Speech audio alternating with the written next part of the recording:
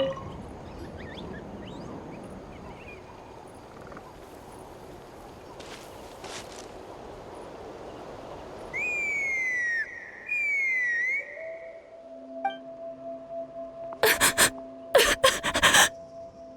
no!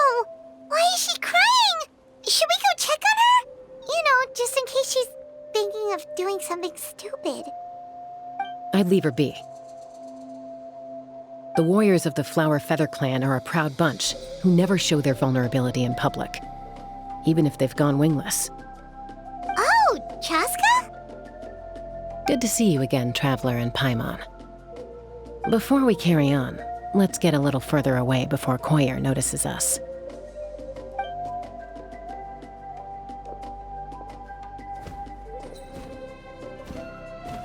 So, that girl on the bridge, Koyer, you said? Should she really be on her own right now? With the mental state she's in, it just seems risky. Don't worry. That's exactly why I'm here. Elder Alpa sent me to keep an eye on her. If she does attempt the unthinkable, I'll swoop in and catch her. I doubt it'll come to that, though. She's a fighter. A warrior, in fact. One who aimed for the sky. However despondent she might feel now, I'm confident she'll get through it. Well, in the Flower Feather clan, there's an elite flying squad made up of Kukasaur riders. But it's an extremely selective squad. To become a rider, you need to undergo a trial where you not only demonstrate mastery of the relevant skills, but also win the approval of the Kukasaurs. Very few candidates make it through the process. Koyer has spent years training for her most recent attempt, but unfortunately she didn't pass. So it's not hard to see why she's so upset. Sometimes, after multiple failed attempts to pass the flying tests and win the Kukasaur's approval, people get so disheartened that they give up on their dream to soar the skies. They resolve to quit trying for good. We call those people the Wingless. Do they get expelled from the tribe? What? No, of course not. They're still prized warriors. We have a saying, just as the Kukasaur treasures every feather on its body, so the tribe treasures each one of its children. This hits even harder in the wake of the war. All of our young warriors carry the future of our tribe on their shoulders. Besides, every Kukasaur falls from its nest before it learns to fly. It's practically a rite of passage. Likewise for the Wingless, we always hold out hope that one day, when they're ready, they'll rekindle their dreams and keep trying. Until then, all we can do is quietly watch over them from a distance. Just like I'm doing now. Ah, okay. Paimon hopes she'll get back on her feet soon. Well, from the sound of her whistling, her confidence has been seriously shaken. No Kukasaur is going to respond to a call that sounds like that. Yeah, people from my tribe call to their saurian companions by whistling or blowing a horn. So it sounds like Koyer was trying to summon a Kukasaur to practice her flying. But the Kukasaurs are an even prouder bunch than our warriors. They would never respond to a lackluster whistle like that. First she failed the trial, and now she's struggling to even summon a Kukasaur. That's only going to hurt her confidence further. And getting trapped in that vicious circle is the kind of thing that'll make people go wingless. Surely there must be something we can do to help. That's very kind of you. Koyer's flying skills are up to par, but mentally she's stuck in a rut.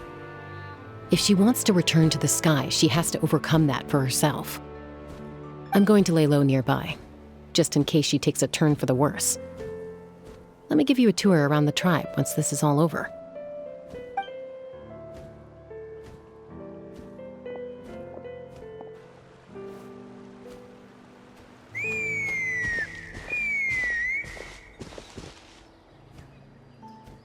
Koyer still isn't giving up.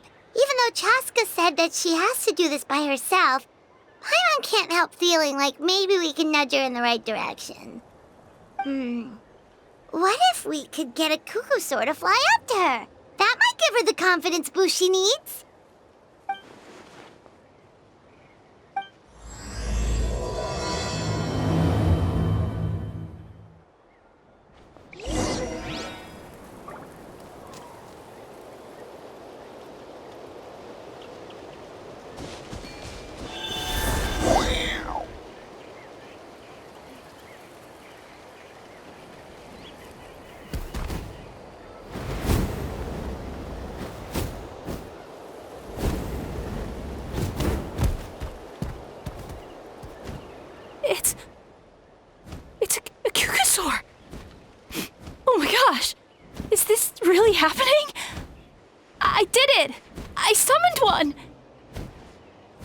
I was beginning to think you'd all given up on me completely.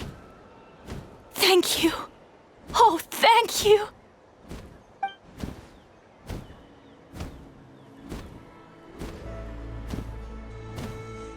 Excuse me? Would you mind if we did some flying practice together?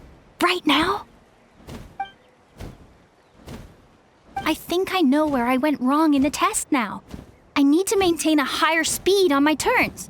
So, I just gotta practice my bell tail slides and split S maneuvers.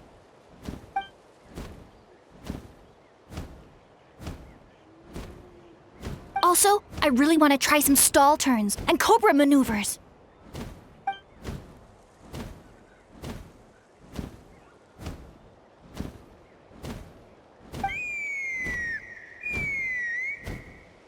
Huh?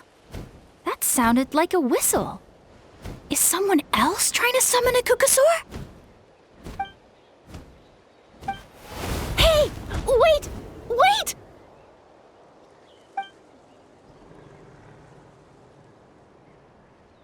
Do you think Koyer's feeling better now? Let's go back to that bridge and check.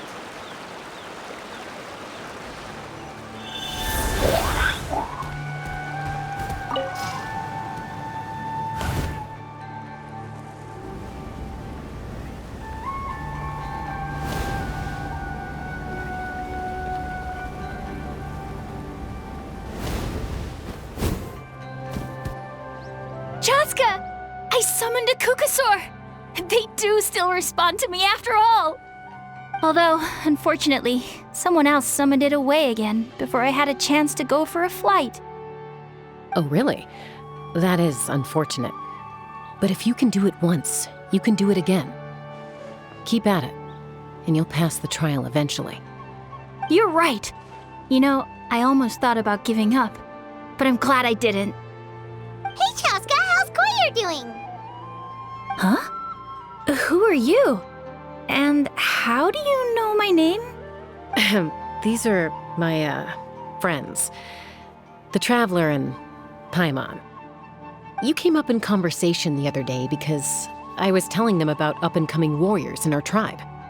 Oh, the Traveler, huh? So that's you. What do you mean up-and-coming? I'm closer to being wingless than I am to passing the trial.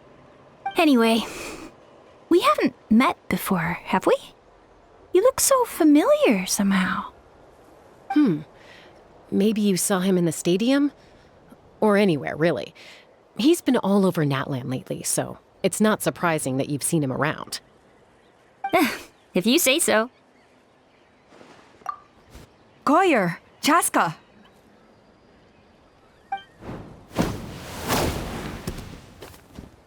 Here you are.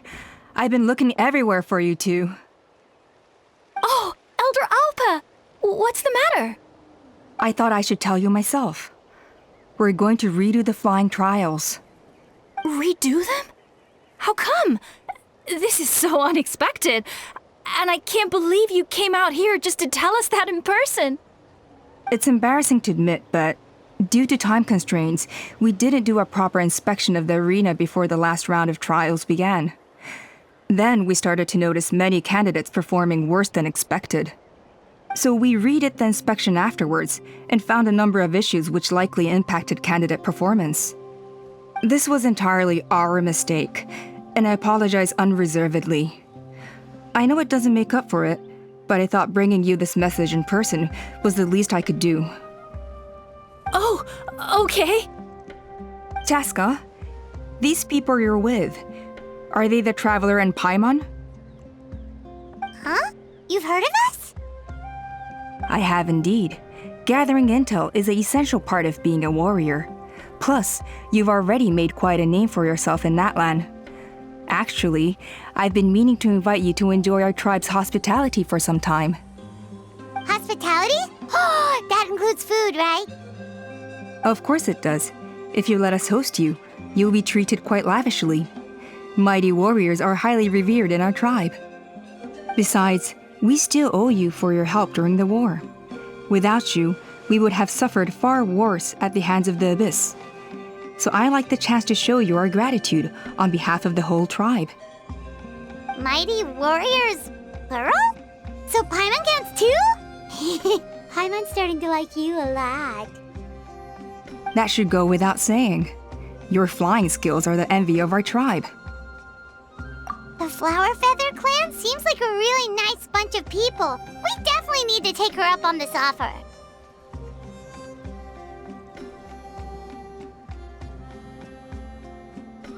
Well, I'd love to stay, but I'm afraid I still have to inform the other candidates about the retrials. With our younger generation's future on the line, there's no time to lose. Wait, Elder Alpa! Let me help! The sooner everyone gets the news, the better. Very well. In that case, Chasca, could I leave you to entertain our guests? Sure thing. Okay. Let's meet by the Obsidian Totem Pole later. Collier, let's get going. Okay.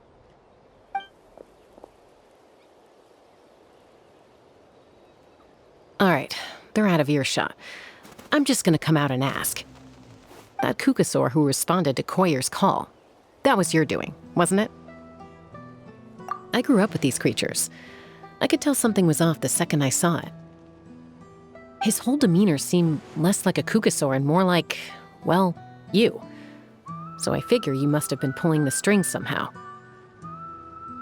He looked very flustered when Koyer asked for a ride, so I whistled to give him a chance to escape.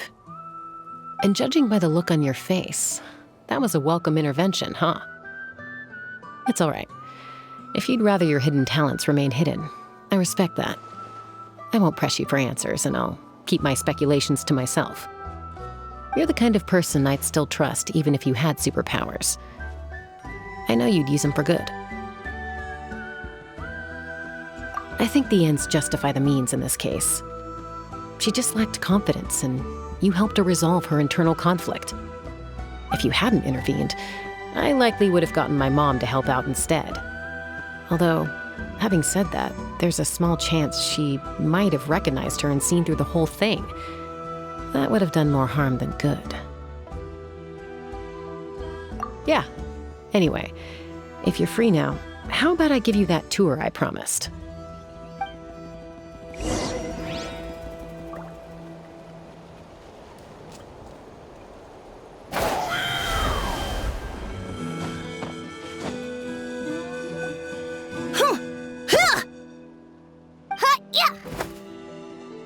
Ready?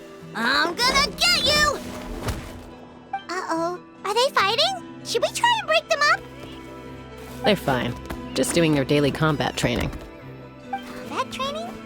A little young for that, aren't they? Not to us. We're a tribe of warriors. In ancient times, we were the most elite troops in the nation, responsible for patrolling and defending all of Natlan. And even though times have changed, we've kept our martial spirit alive. Hey, is that Chasca? Chasca, you're back! Oh, can you come train with us? Now's not a good time, I'm afraid. I'm showing the Traveler and Paimon around. Maybe next time. The Traveler and Paimon? Wait, you mean that legendary warrior and legendary flying expert? Legendary? Yep, that's us, all right. Awesome. It's so cool that you can fly without having to ride a Kukusaur.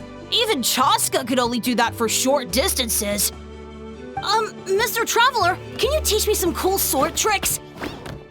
Oh, Mr. Traveler! My family shop makes the best volcano cake. You gotta try it! Let's behave ourselves, everyone. These people are here as our guests. They're going to meet Elder Alpa in a few minutes anyway. Kotini, instead of being jealous of other people's talents, why not work on developing your own? Kapak, there's no point in trying any cool sword tricks until you've mastered the basics. Have you done all your sword drills today? And Yatlan, easy does it, okay? Not every conversation has to turn into you plugging the family business. Okay.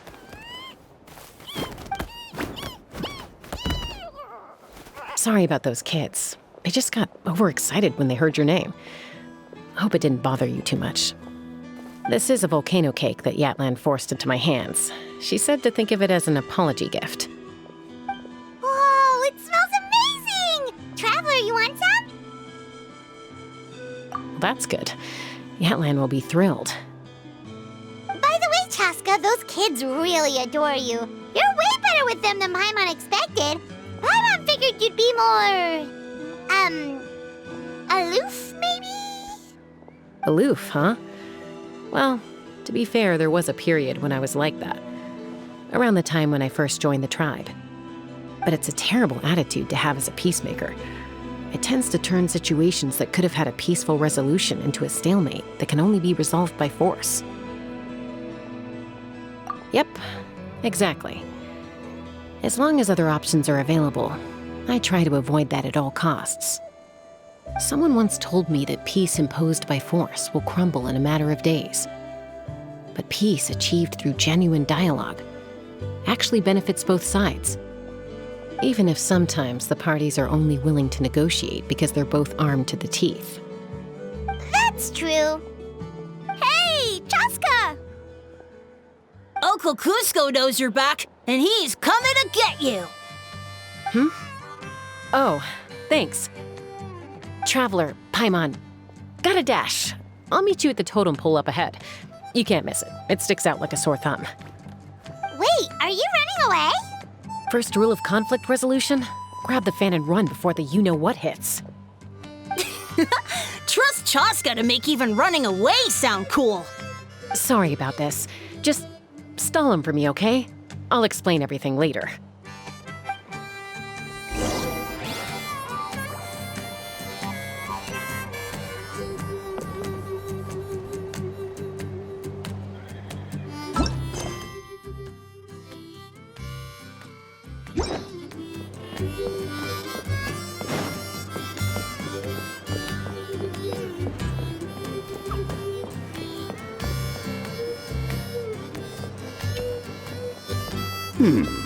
A golden-haired outlander and a white flying object.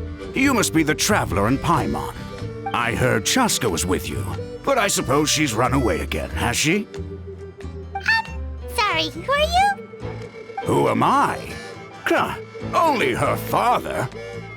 She's supposed to go for a checkup every 3 months to see how her abyss condition is doing. We both agreed on it. But she's already missed 3 checkups this year. That's 3 out of 4. Yes, she got exposed to abyssal energy as a young child. Then her birth parents abandoned her. It's lucky those wild cucusaurs found her when they did, or she wouldn't have made it. They took her under their wing and raised her as one of their own. Eventually, some riders out on patrol spotted her and brought her back to the tribe. But she was practically feral at that point. The moment you took your eyes off her, she'd be getting herself into a fight, or she'd run away to be with the Saurians. She seemed to prefer them to her own kind. She might as well have been a Saurian in human form. That must be the aloof period she mentioned, right? We later discovered that her exposure to the abyss had planted seeds of conflict in her heart. So, we started trying to bring it under control. But ultimately, she's the only one who can control it. Anyway, she's much more human these days. Yeah, don't worry about her. She seems pretty stable to Paimon. She's probably only avoiding the checkups because she thinks it'll stop you guys from worrying about her. Yes, I'm well aware of that. She knows she needs to be careful. If her condition ever took a turn for the worse, she wouldn't be brushing it aside like this. It's just, every checkup she's been to, they find new cuts and bruises. Nothing to do with the abyss, of course. Oh no, that's all fine. The problem with her is, she's her own worst enemy. She's been living dangerously again. I'm sure of it. That's why she's avoiding the checkups. She wants to hide it from us. Yeah, Paimon can see her doing that. Oh. In the past, she always had Koichi to keep an eye on her. Now Koichi's gone, and I don't want to lose another daughter. Chasca's been increasingly reckless since Koichi passed. It's like she's trying to make up for it somehow. Next time you see her, please tell her to be careful for me. Even if she doesn't want to hear it. If she doesn't want to do these checkups anymore, that's fine. I just want her to stop putting herself in harm's way.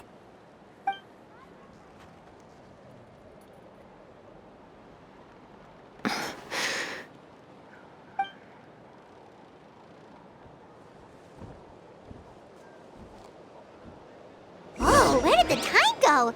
We should meet back up with Chasca before it gets any later. To get to the totem pole, we need to head north, right?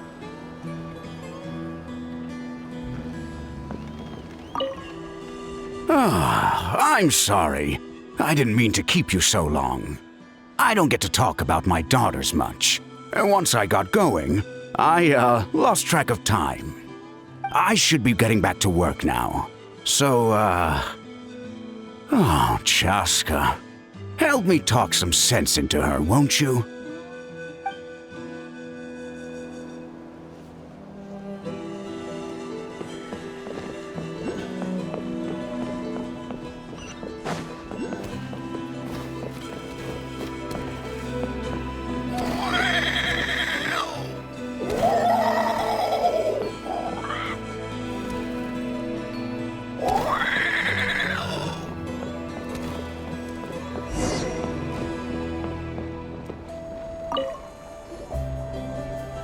Hey, Chasca! Hey, Alba! It's all right. I bet my dad talked your heads off, huh? What did he say?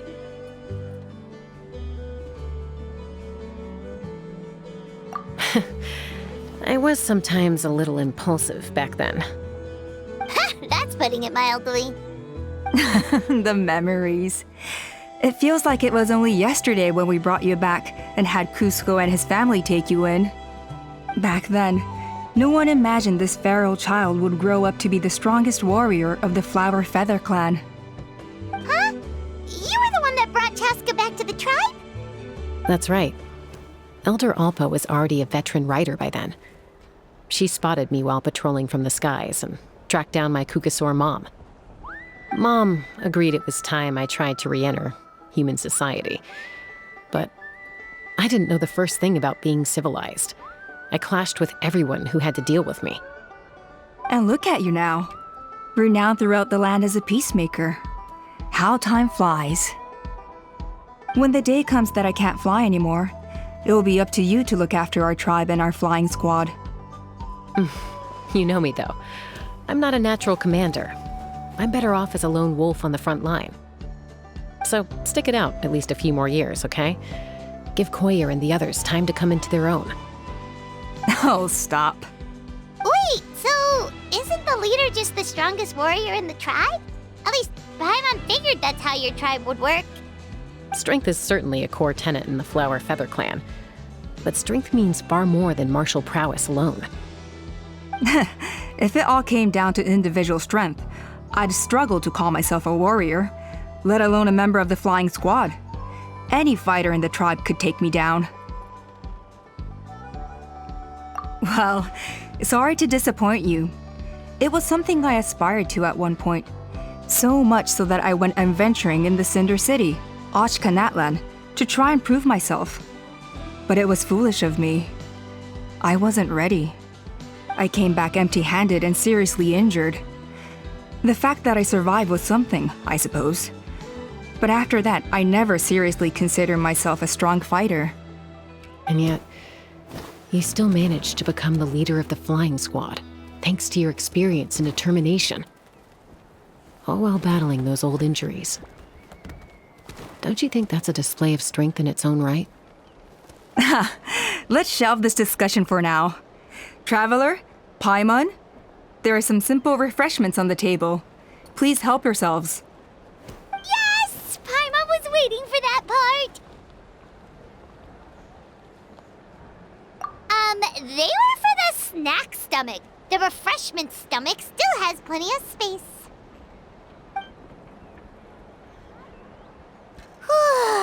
Paimon is so full.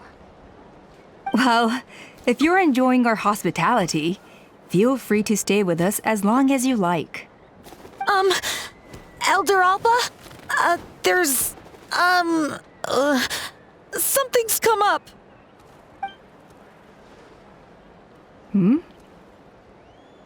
What happened? Is it serious? Shall I deal with it? It's... Some merchants showed up. Not from our tribe. They said they're here to discuss some potential collaboration with us. Why now? This is terrible timing. There are a few wingless that we haven't managed to reach yet, and we still haven't inspected the retrial arena.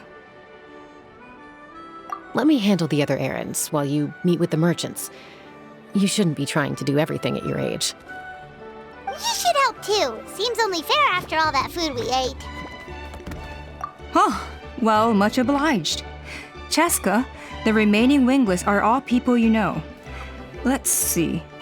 Pishika now manages the floating target balloons.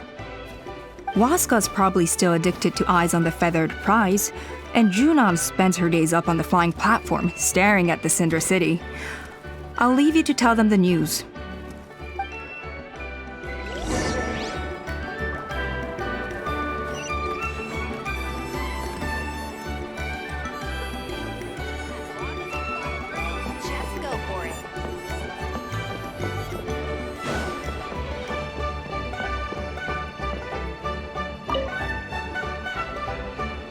Are you sure you don't want to reconsider, Pashika?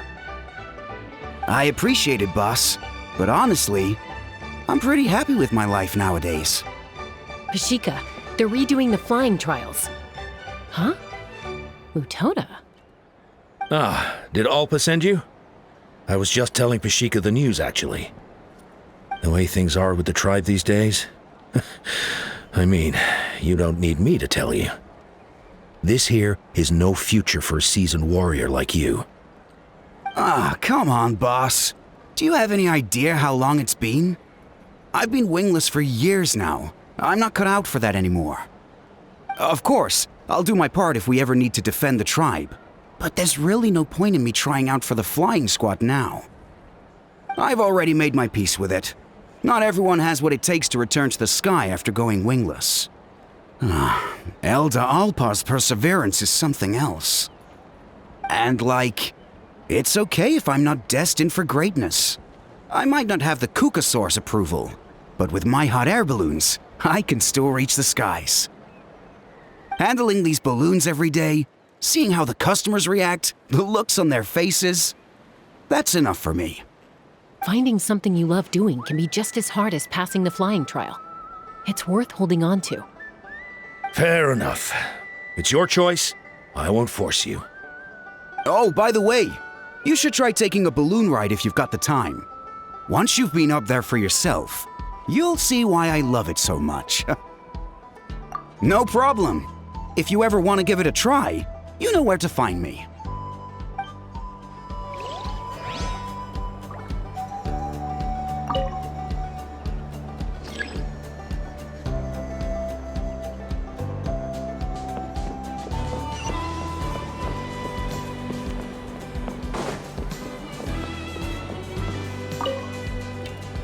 A retrial?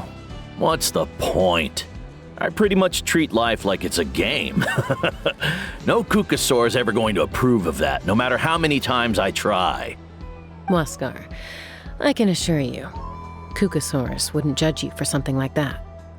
Well, they must be judging me for something. Maybe I lack fighting spirit, or just don't have the talent. Not everyone's a natural like you. Don't waste your time on me. You'll have better luck with the ones who still have their heads in the clouds. In the meantime, I think I'm going to treat myself to a few more games of Eyes on the Feathered Prize. Yeesh, there's wingless, then there's being a total lost cause. You used to be a fierce warrior, actually. But fighting spirit alone won't win you the Kukasaur's approval. Are all Kukasaurs so strict? The ones in floating target balloons and Eyes on the Feathered Prize seem pretty chilled out. It's one thing to hang out and have fun, but quite another to take to the skies with a human life on your back. Giving a ride to someone who's unqualified endangers not only the rider, but also the Kukasaur themselves. If the rider makes a mistake, they both suffer the consequences. so we have a mutual understanding with the Kukasaurs. If someone isn't up to standard, we have to reject them, even if it means breaking their hearts.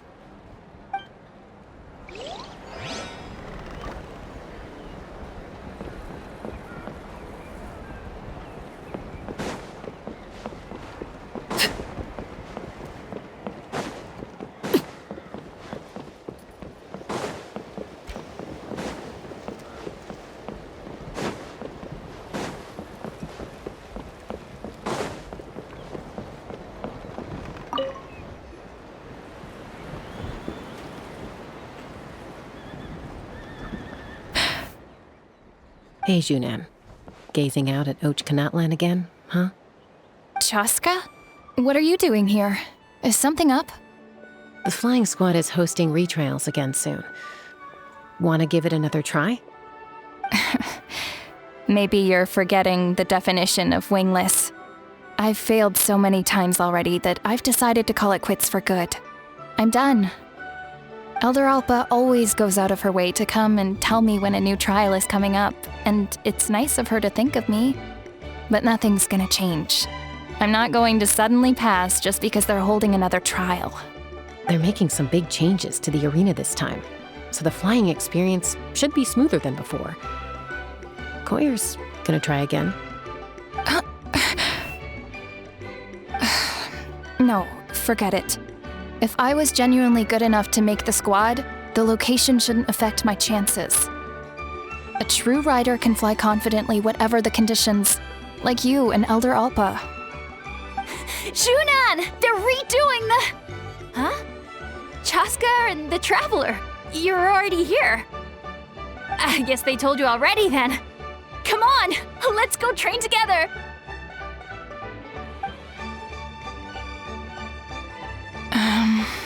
I'm gonna sit this one out. What? Why? But you've always looked up to Elder Alpa. She went wingless after her injury and spent years drifting, but even she came back and made it in the end. If she can do it, why can't you? I mean, I don't have that kind of perseverance. And besides, the last thing I want to do is fail in front of her yet again. Oh, come on. You know you don't need to worry about that. All right, well, how about we just treat this as you being my mentor? Then will you train with me? I mean... Enough umming and ahhing. Let's just get up in the air and figure it out as we go. Wait! Hold on, slow down. I can't keep up. Well, that's one way to do it.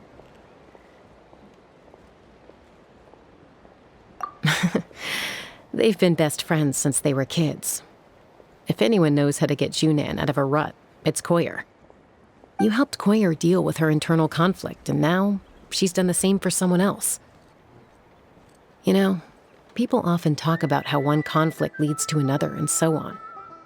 But sometimes in life, things spiral in a good direction instead.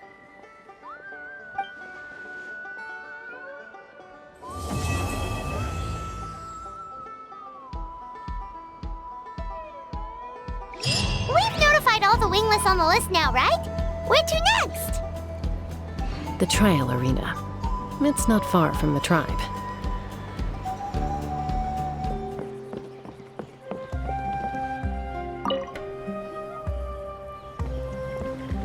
Oh, hey there, Chasca. Did Elder Alpa send you? Yeah, she's got other things on her plate right now. How are things looking here? Well, the inspection revealed numerous blockages all over the trial arena. It looks like they're the result of ley line disorders caused by repeat abyss invasions. Theoretically, we just need to clear those obstacles, and the arena will fill up with gaseous phlogiston again. But that's proving difficult to achieve in practice, for all sorts of reasons. Why don't you head on down and check things out for yourself? Feel free to ask the staff for more details.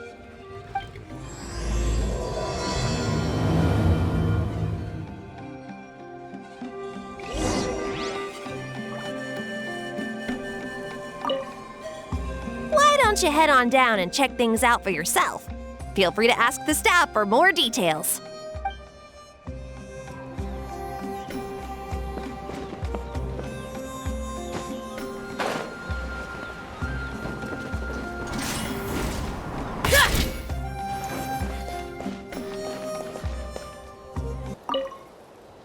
I think it should be possible to clear this spout with just a few hard hits. But there are signs of strange life in here. Meddling with it might be dangerous.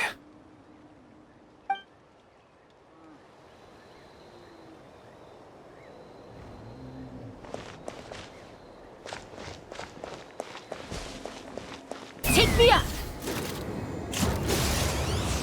Open fire!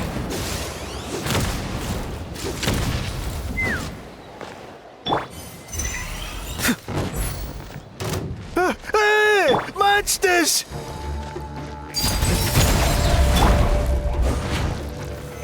Solidify!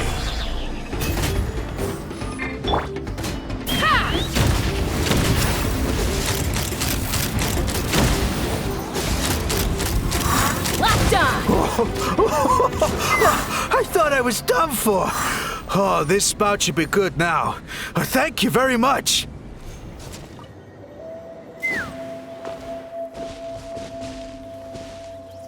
How strange. Why is there so much solid phlogiston here? Well, could be from the Children of Echoes. Maybe it got swept up here due to the ley line disturbances? And I did see those strange markings on the cliff. I can't think of a way to resolve this. Short of going all the way to the Children of Echoes to borrow a Tepetlisaur.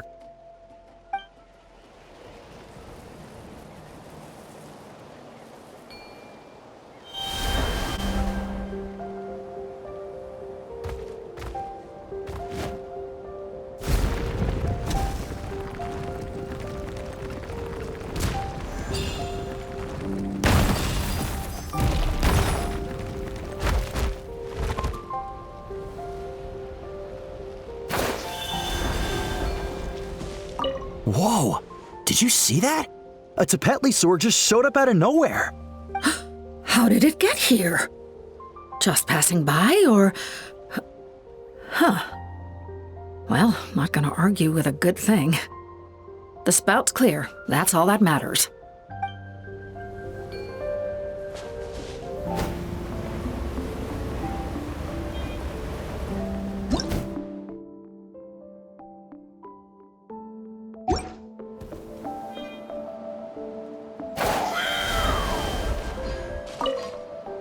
This is crazy. I put all of my strength into it, but it just won't break. Maybe Inkanak was right after all. If a stable structure is formed inside the solid phlogiston, I'll need to hit all the weak spots at the same time to break it. But how am I supposed to do that?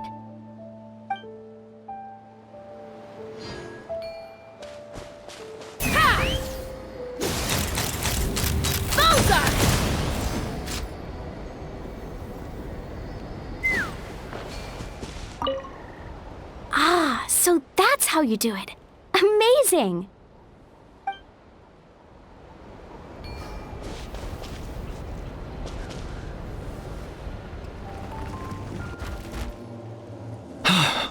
Oh, are you here to help? Thank goodness. There's no way I could do all this by myself. So the blockage here has to be cleared using a special bomb, but carrying explosives up that steep slope would be a recipe for disaster. If I dropped it or slipped and fell, I'd be blown to bits in an instant. So, my plan was to transport the bomb to the other side, then send it over in a hot air balloon. All I need now is for someone else to strike the balloon at the right moment, dropping the payload right on top of the spout, and problem solved. What do you think? Simple enough, right?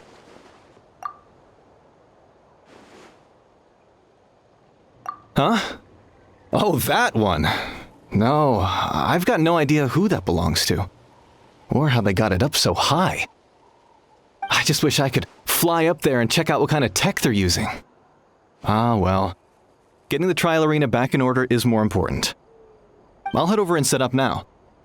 Let me know when you're ready.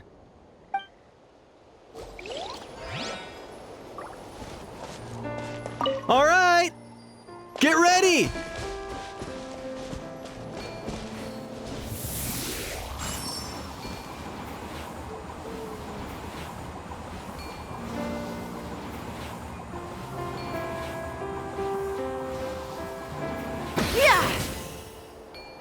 The gaseous phlogiston is being replenished.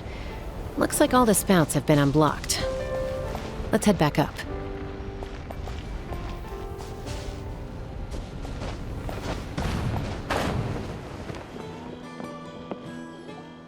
Wow, you took care of everything in no time at all. Incredible work. Now we just have to wait until the gaseous phlogiston is fully replenished. Then we can kick off the retrials. Actually, Inkanak, I'd like to do a test flight first, just to make sure we're not missing anything. Could you arrange that for me? Huh? But you only just finished getting the arena ready. There could still be other hazards we're unaware of. All the more reason to have me test it out. Think of it as another inspection.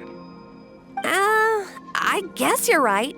With your flying skills, you won't be in any serious danger, even if there are hazards we overlooked.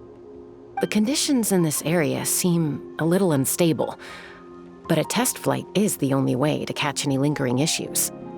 All right, I'll get things set up for you. Just let me know when you're ready.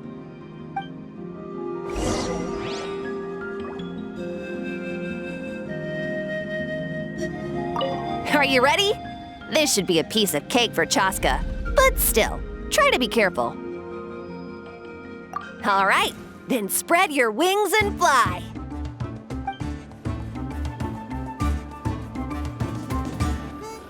Let's fly.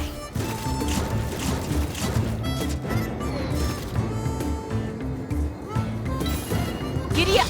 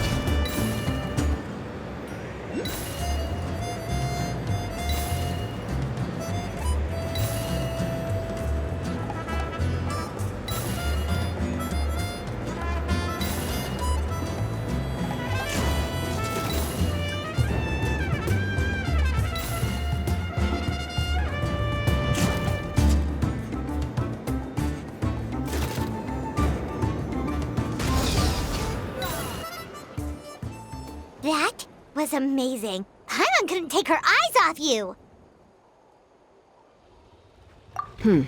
No, nothing major. Give it a few days, and we should be able to conduct the trials. Help! Help me! You're from the Flower Feather clan, right? Please, come quick, you've got to help us! Catch your breath first. What's the situation? We got attacked by a Kukasaur. My friends are still stranded in the middle of the road with the goods we were transporting. Please, I'm begging you, save them! Huh? Are Kukusaurs really that aggressive? Do they usually attack groups of people unprovoked? Not in my experience, but there are exceptions to every rule. Let's go check it out.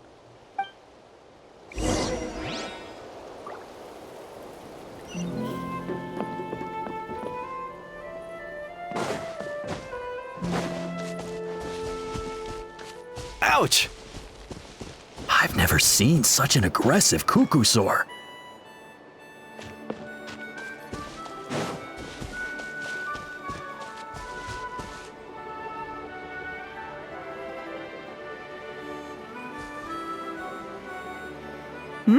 Chasca?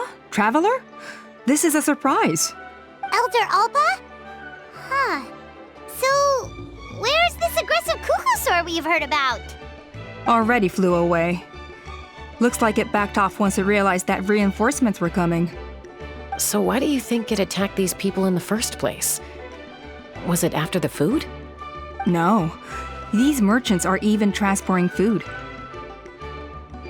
Ah! Thank goodness! The phlogiston wings are intact! Phlogiston wings. Thank you so much for coming to our rescue. These phlogiston wings are our most prized goods. If anything happened to them, it would ruin us. Wait a minute. Are you the merchants that were looking to collaborate with us? Wormy told me about you. Yeah, that's us. So I take it you're Elder Ulpa? I am. You must be exhausted from your journey, not to mention shaking up from the attack.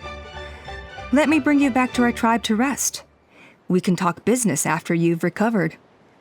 But Elder Ulpa, what about the Kukasaur attack? Well, our guests here weren't seriously injured, and their goods are intact. Perhaps that Kukasaur was just having a bad day. There are so many of them around here. You'd expect something like this every once in a while. I don't think we need to pursue it any further.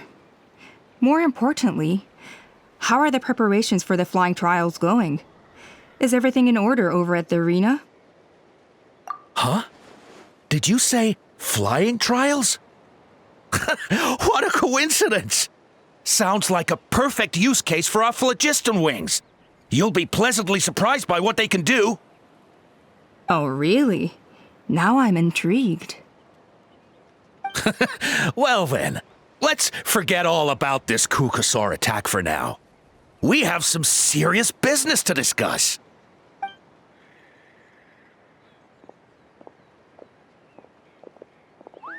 Huh? So that's it? That all went smoother than expected. Well, guess we'd better get going. Huh? Chasca?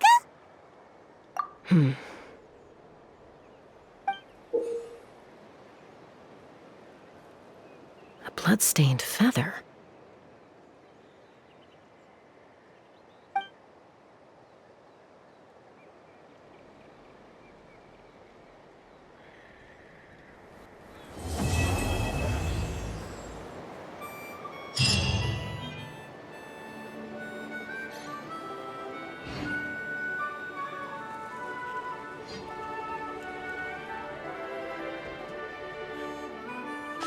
The Flower Feather Clan should be about ready to hold the new flying trials by now. Let's go check it out!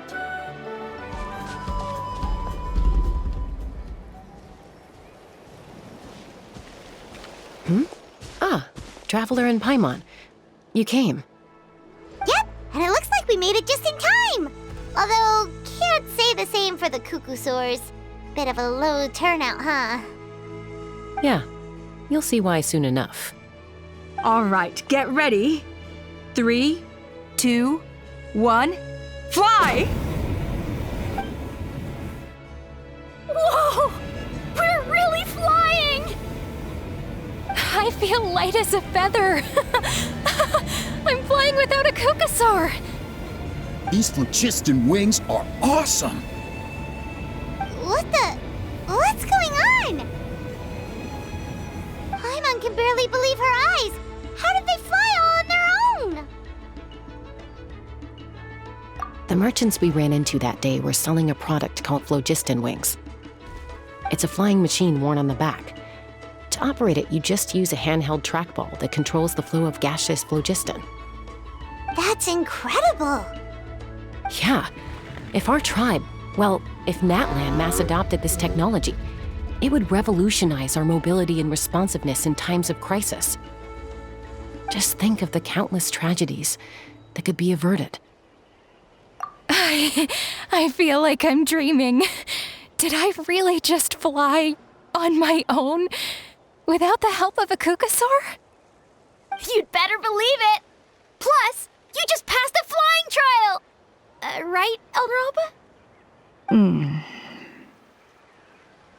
Elder Ulpa? Should this really count as a pass if we did the trial using phlogiston wings? Why not? The scoring rubric is about flying performance. It doesn't specifically say you have to ride a Kukasaur, does it? Yeah, maybe, but I mean, even Chasca had to ride a Kukasaur in a trial, right? And the whole point of the trial is to test both your flying technique and your ability to work with a Saurian companion. Well, if we can fly by ourselves, maybe we don't need to test the ladder anymore. Chasca, Traveler, what are your thoughts on this new invention?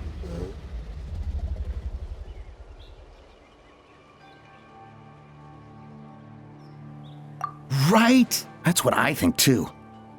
I agree that they have strategic value, but I don't think it makes any sense to evaluate candidates by the current testing standards if they're using phlogiston wings. Why? Shunan finally mustered the courage to go through with this, and now you're saying it doesn't count? I don't have any experience using these wings in battle, nor is it immediately obvious how to incorporate them into the existing systems in our tribe. Taking a longer-term perspective, I think we need to start by getting thoroughly acquainted with how these things work. Then we can develop a new trial format with new assessment criteria, tailored to candidates using the phlogiston wings. You all raise valid points.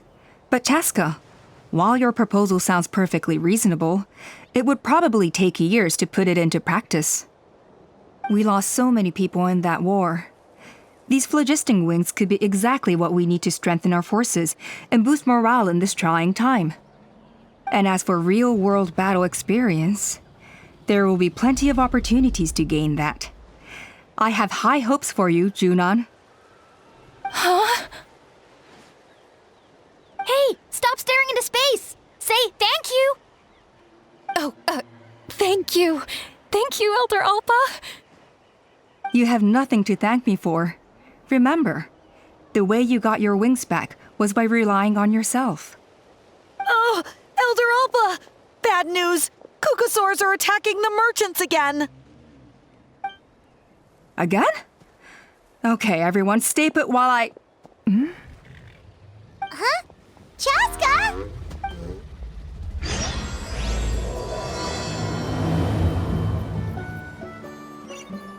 Why did Chasca rush off like that? And then Elder Alpa and the others too? Anyway, let's go see what this is all about.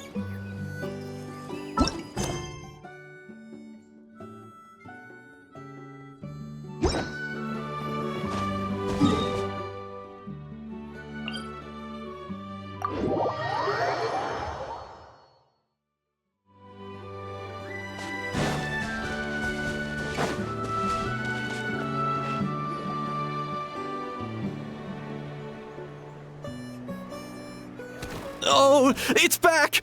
It found us again! Run! Get out of here!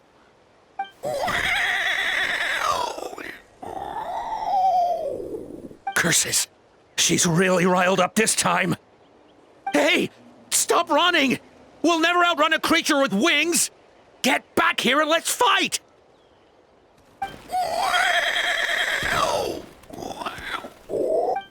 Stop! All of you!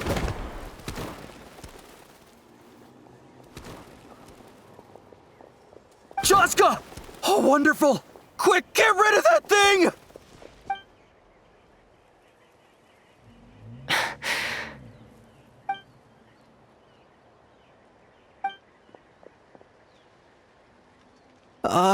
What's going on? Why isn't she doing anything? So it really is you. Sister. Wait, sister? That Kukusaur is Chasca's sister?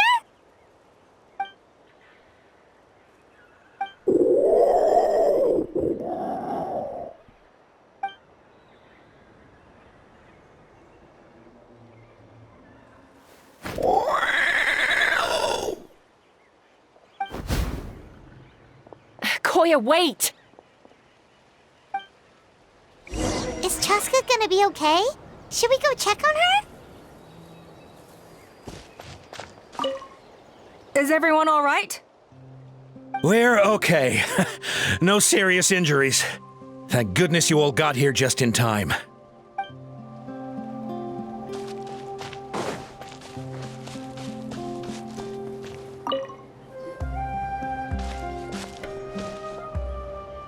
Chasca, are you okay?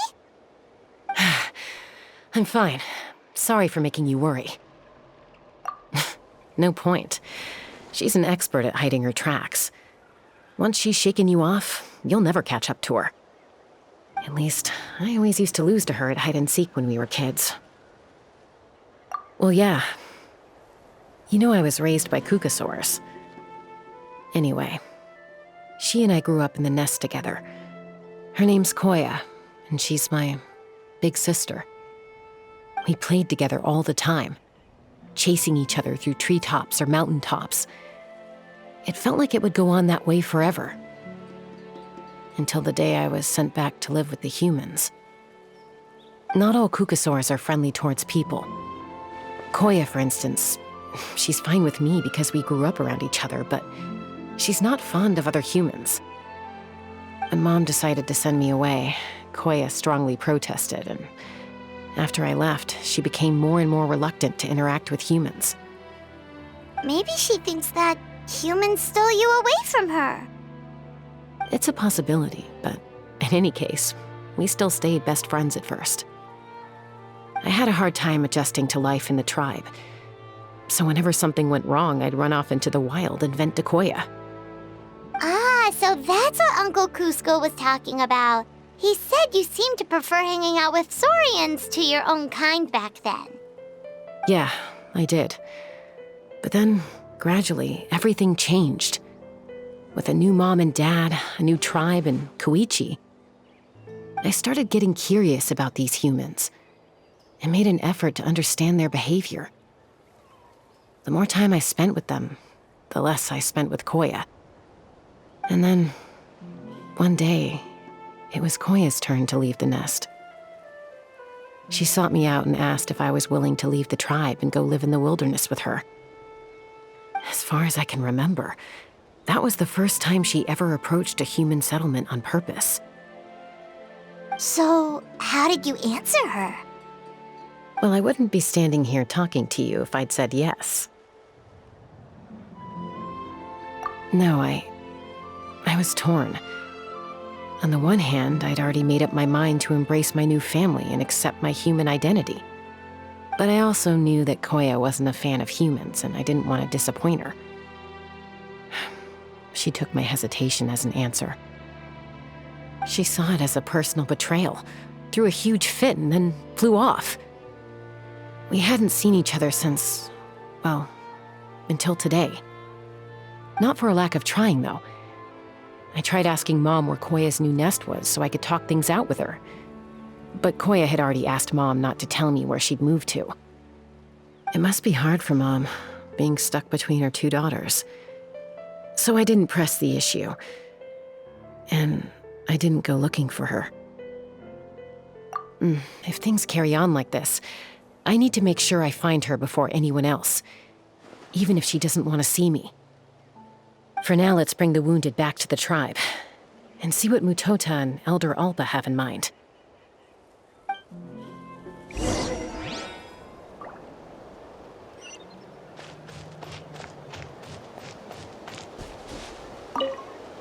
What was wrong with that Kukasaur?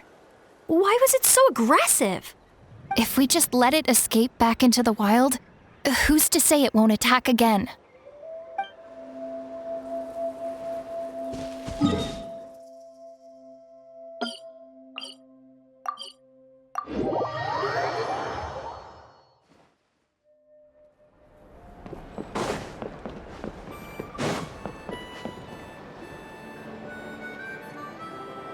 So, I hear there's been another Kukasaur attack. Ha! I knew it! They're wild animals, and they can't be trusted. Hey, show a little respect. The Kukasaurs are our partners. Maybe in the flying squad, but they don't give a hoot about the rest of us. Well, now that we have the phlogiston wings, do we even need the Kukasaurs anymore? Are you kidding? How are we supposed to protect our tribe without them? I didn't mean it like that. Huh? Protect our tribe? Or are you just scared that your precious flying squad will lose its prestigious position? You take that back! Things are changing so quickly. Chasca, there's a conflict emerging there. Aren't you going to nip it in the bud? The whole tribe's talking about this now. Breaking up a single fight won't solve anything. The real source of conflict here is the phlogiston wings, and what happened with Koya. On any other day, people would just brush this attack aside. After all, clashes between wild Kukasaurs and humans are no more common than those between people. But now that the phlogisting wings have entered the equation, it's sparked a debate over whether our tribe needs the Kukasaurs at all. I worry that we risk repeating the mistakes of the Cinder City. Back then, Lord Ochkan's hatred of the Saurians nearly destroyed the peace forged by the Pyro Archon. Chasca, to prevent things from deteriorating further, I'd like to task you with restoring peace to the tribe. I will. Traveler, you've already done so much for Natlan, and the Flower Feather clan has no right to ask more of you. But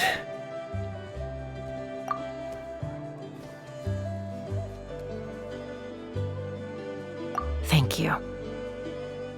And don't forget about Paimon. Just leave this to us. This whole situation has unfolded so quickly that it's put us on a back foot.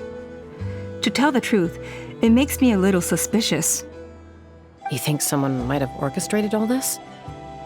It's possible. Leave it with me. I'll look into it.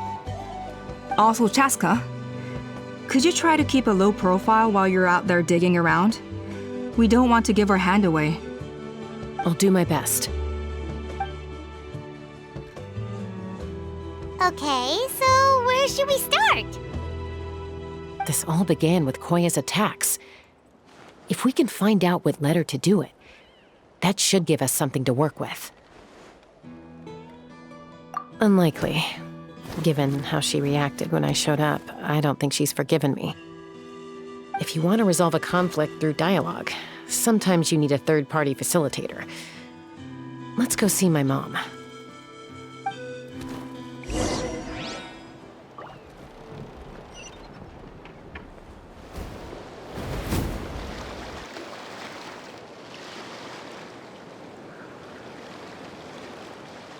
Wow, so this is where you used to live as a child? Mm-hmm.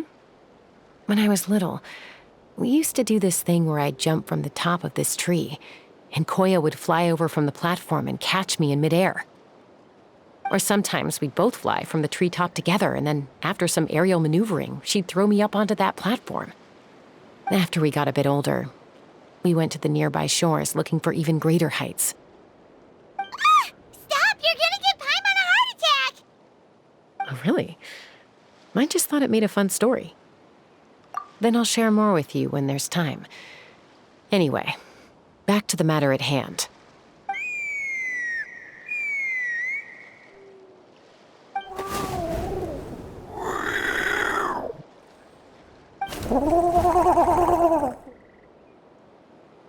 Hey, Mama Bird. I'm back. My last visit was only a week ago, wasn't it? See? I visit you more than I visit Papa Cusco. I brought a couple of friends with me. These are the Traveler and Paimon. Traveler, Paimon, this is my mom. Her name is Chimpu. In the human tongue, anyway.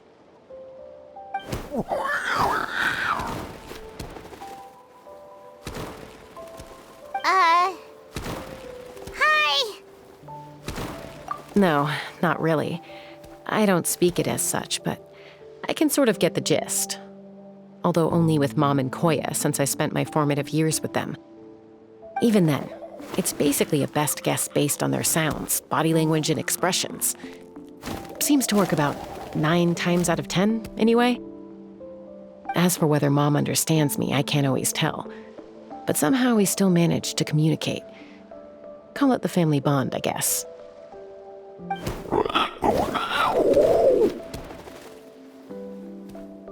Don't worry.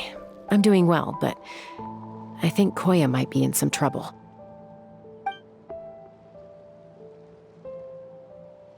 I know she's never been a fan of humans, but she's never deliberately attacked them before either. What's behind this sudden change? Does, Auntie Chimpu know anything? Doesn't look like it.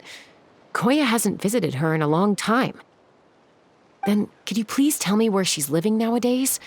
I really need to talk to her. If this animosity between her and the tribe continues, then the next time there's an incident, I don't know if I'll make it there in time.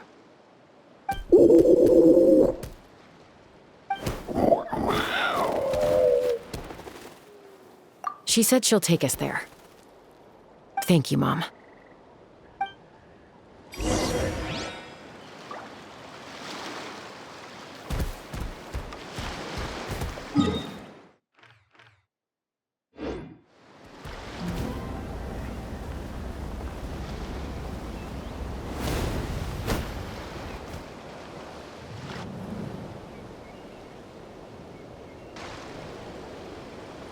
This is a really remote location.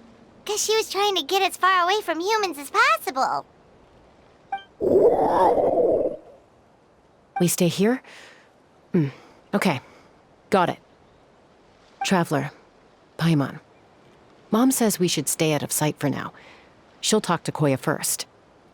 Koya is very hostile toward humans right now.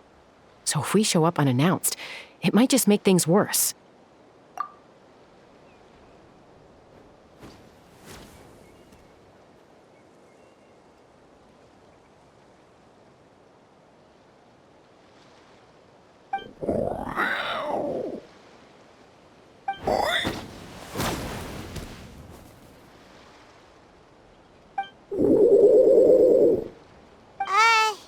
Any idea what they're saying? Sounds like things are more complicated than I imagined. There's evidence in this area suggesting that Koya might have been the victim of a human attack.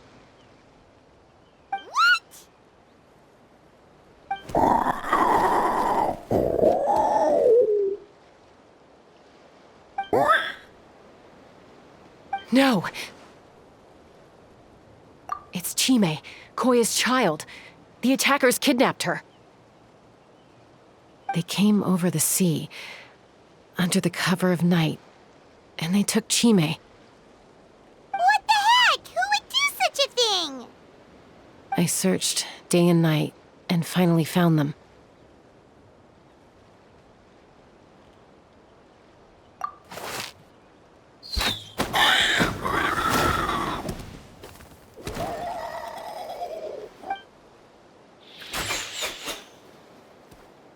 Oh, yeah! T'Pol's contraption is working like a charm! Got her in one! Hey, there's another one! Wait, is that the one that got away last time? Who cares? Just get them all! T'Pol pays us per catch!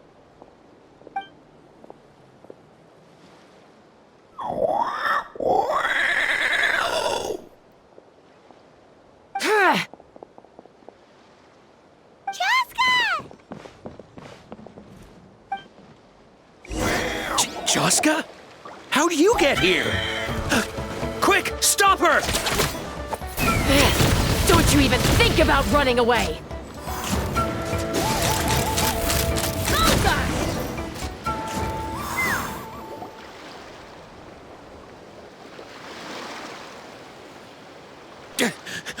Don't come any closer, or I'll... Go, Phlogiston Wings! Take me out of here! Uh-oh, looks like it malfunctioned. This is bad. Mom and Koya are already injured. And if that thing explodes right next to them... Help! Elemental energy suppresses it! Please, someone! Get back!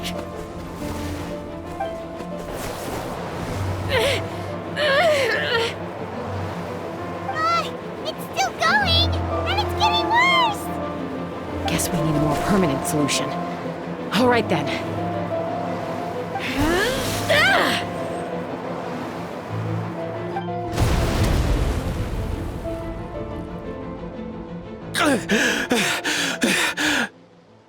That was too close. I thought I was gonna die.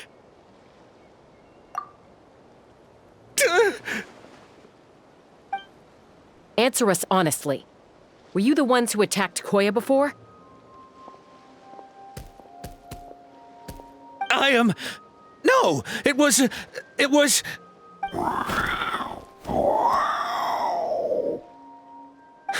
Well, she says it was you. Just tell me, who sent you here? It was T'Pol. He told us to catch all the wild Kukasaurs we can find. And He also said that this Kukasaur has become a thorn in his side, so it needs dealing with urgently. T'Pol? Huh. Sounds familiar. But where from? Well, he tends to send his orders in writing. He pretty much never communicates with us in person. When he does, he wears a mask to hide his face. And whenever we trade Kukasaurs for phlogiston wings, we deal with his henchmen. So you didn't even make those wings? All we did was slap some labels on them and transport them over here, to make them look like they're imported. To make it harder to trace their origins. I don't know, honest! Well, that's mighty convenient, huh? What about if I held a gun to your head? Would that change your answer? No need. I'm sorry. I'll tell you everything I know. T'Pol doesn't tell us much, but he always stresses that he wants them alive. So that gives us some clues. This is just a best guess, of course, but we suspect that the gaseous phlogiston stored in the trackballs is drawn directly from the Kukasaurs. What?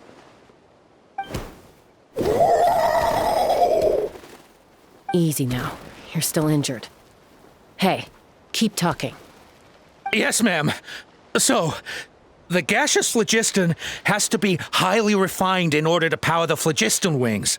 The slightest imperfection can have disastrous consequences, as you just witnessed. But the Kukasaurs have a natural ability to process gaseous phlogiston. So, if you use them as an intermediary, then... That's enough. So the Kukasaurs you took, where are they now? T'Pol should have them. But no one knows where he's based, apart from him and his henchmen. We've tried looking for it ourselves, even followed them a few times. But we always end up losing track of them. Random thought. Maybe they're hiding up in the sky? T'Pol. T'Pol. I'm sure I've heard that name. Maybe it was... Chasca! Traveler!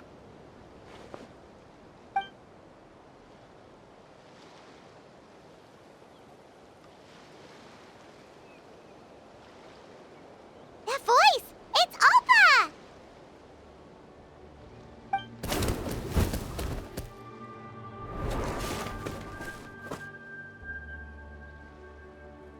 Elder Alba? What brings you all the way out here? Well, I was patrolling nearby when I heard the sound of an explosion. What's going on?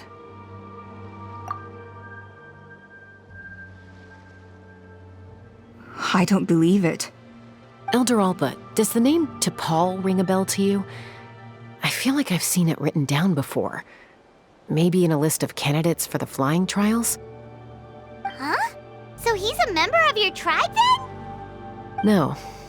If he was a member of the Flower Feather clan, I'd definitely know him.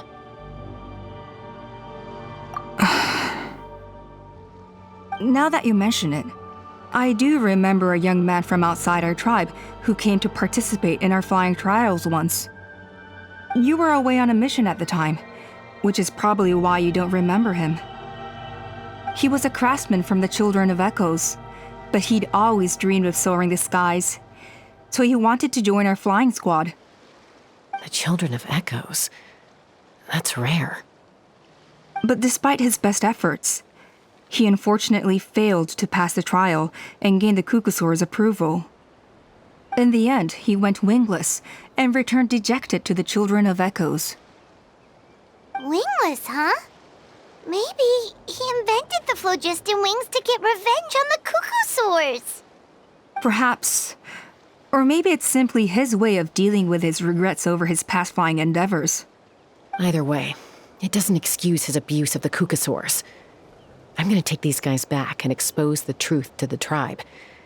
It's time for this conflict to end. Easy, Chasca.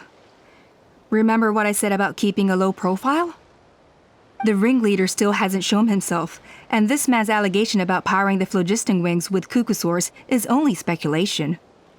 Bringing these men to the tribe now won't win over any current supporters of the phlogiston wings. In fact, it may even escalate the conflict further. After all, many are mistrustful of the cucosaurs after recent events. Is that why T'Pol waited until now to try to capture my sister? I don't know.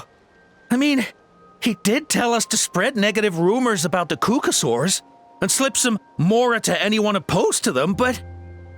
But Koya only attacked humans because they stole her child! Nevertheless, we will be hard-pressed to change people's minds while emotions are running high. Unless we have irrefutable evidence. Bravo! My thoughts exactly. In the meantime, leave these men with me. I'll escort them back to the tribe. I'll take the other members of their crew into custody too. They won't get another chance to stir up trouble. Fair enough. I guess finding T'Pol is going to be the key to resolving this conflict. Let's hope the Children of Echoes have some info on him.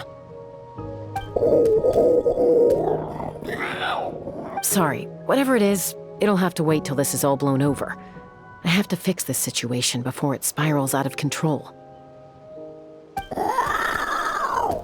Mom, sis, rest up and get well soon. I gotta fly.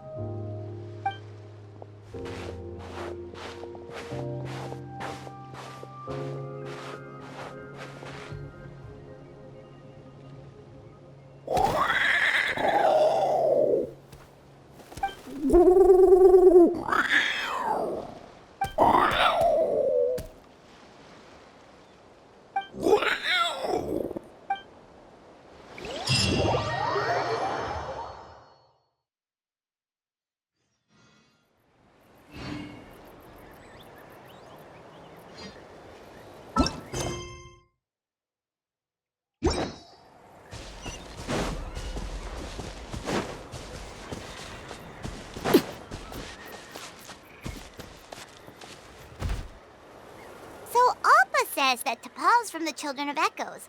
But how do we track him down? Just ask around until we find him? Let's start by talking to someone we know. It'll be faster that way. At this time and place, I'll bet the easiest person to find is... Wakey, wakey, Shilonen! Oh, it's you. Okay, give me a second. I'll come down.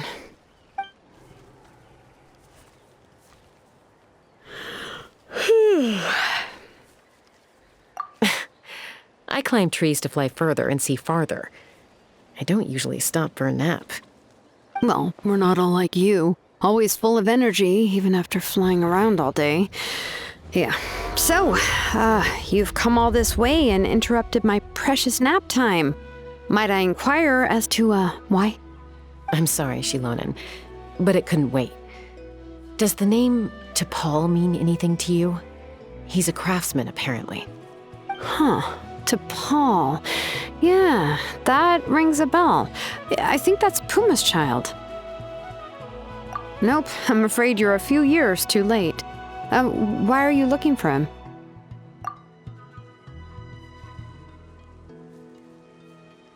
Huh, phlogiston wings. Wow, okay.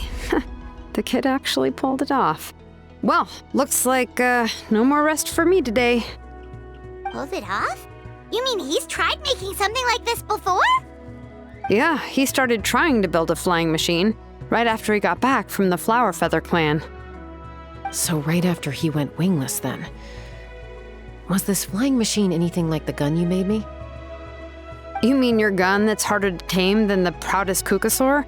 No, he wanted to build something that allows anyone to fly freely, even if they're not naturally gifted. But he never got very far back then, though. Blew up his workshop a few times and barely made it out alive. I never really kept up with him after that. His parents traveled a lot in their youth and only returned to the tribe after he was born. But they settled in a remote area and don't interact with other people much. Which means most people in the tribe don't know them very well. Your best bet is to chat to his direct family. I'll go get Puma. Wait for me in front of the workshop. I won't be long.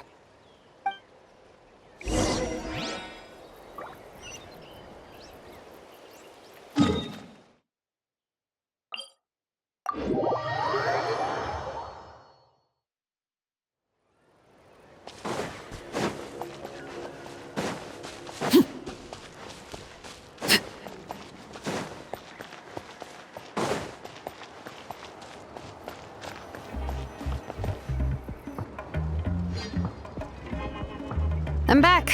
Allow me to introduce to Paul's mother, Puma. Hello, Oh, save the pleasantries. I don't want to spend any longer talking about that boy than I have to. Huh?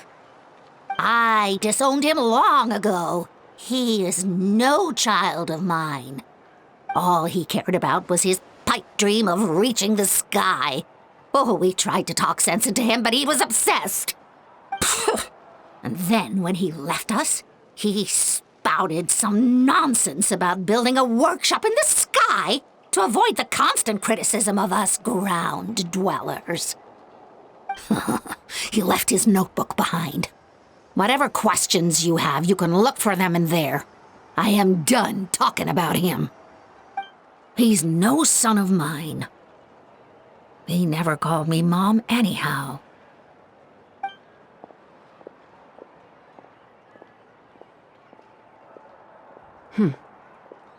Wow, they've really fallen out. Paimon sure wasn't expecting that. Her husband, T'Pol's father, he passed away recently, and T'Pol didn't even bother to show his face at the funeral. If you ask me, that was probably the final straw for Puma. I'll go keep her company. If there's anything else you need, just come and find me. Thank you. Okay, so this notebook is the only lead we got now, right? What's in there?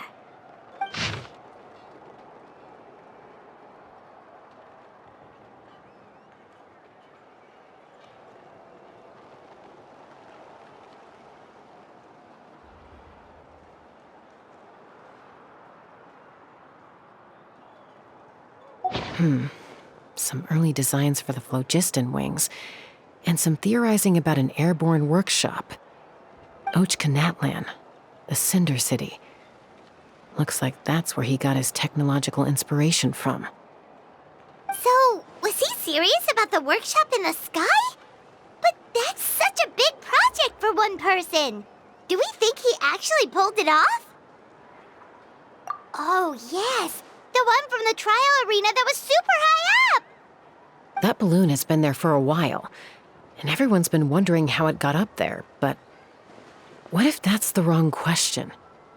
What if it started off even higher up, above the clouds and out of view, and it only descended to its current height due to some kind of malfunction?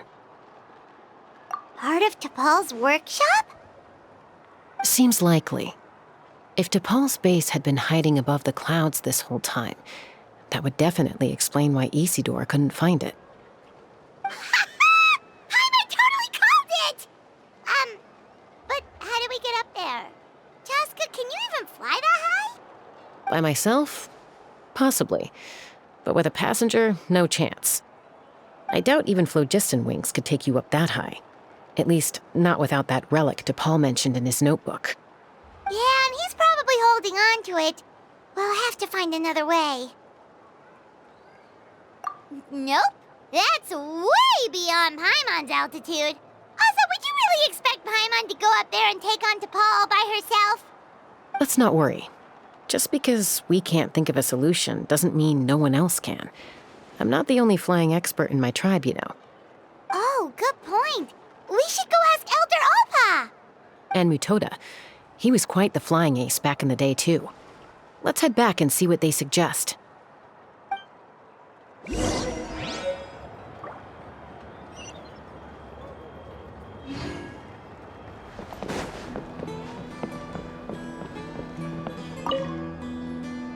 Chasca, you're finally back. Things are getting really tense in the tribe. Have you made any headway with your investigation? Some people even think we arrested the merchants just to support the flying squad and crack down on the phlogiston wings. We found some promising leads, but there's a major obstacle standing between us and the irrefutable evidence we need. A relic from the Cinder City? So Och Khan's still managing to sow discord, even after all these years. An airborne workshop and a hot air balloon above the trial arena. And that's where you're trying to get to now? Neither phlogiston wings nor a Kukusaur can take you that high up. Do you really think that's where T'Pol is hiding? You know what? There might just be a way. Really? Do you still remember those spouts in the arena? When they were all blocked, the gaseous phlogiston was trapped and unable to flow. But now, it's flowing freely. If we were to block them up again... You mean all of them except the one at the very top of the arena? To build up the pressure there? Precisely. With all the gaseous phlogiston flowing through one spout, it would create a high-pressure wind current. And then we just ride it up into the sky! Yes, it has its risks, but with Chasca's abilities, I think she could manage it. It's an extremely risky approach, but I agree that it's feasible. If you want to give it a try, check with Inkanak at the trial grounds. She can explain how to block the spouts. Chasca, if anyone has a hope of seizing this evidence from the high heavens, it is you.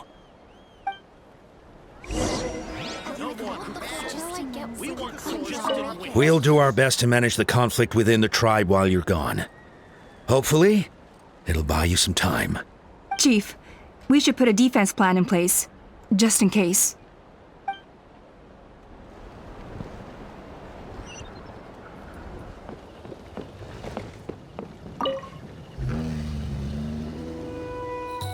Goodness me, that is a very bold idea. Maybe so, but we have to act fast. What's the quickest way for us to block off the spouts? From a technical perspective, I'd have to advise taking some measurements and carefully planning this out first. But I'm guessing that's not what you want to hear. Then we'll have to take the rough and ready approach. See the solid phlogiston over there? Our prior inspections revealed that some kind of stable structure has formed inside, making it highly damage resistant. It's not without its weak points, but unless they're all struck at the same time, the structural integrity won't be threatened. So, what happens if we do strike them all at once? It'll collapse. Okay, I see where you're going with this. Yeah, you got it. As long as you hit all the weak spots at once from the right angle, the solid phlogiston will fall right on top of the spout and block it up. You're right about rough and ready. Sounds like my kind of plan.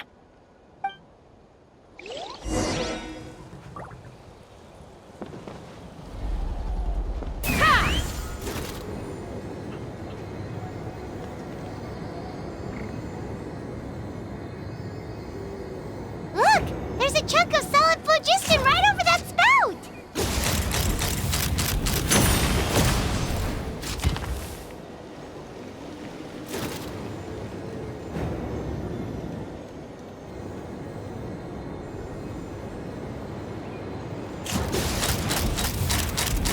Open fire!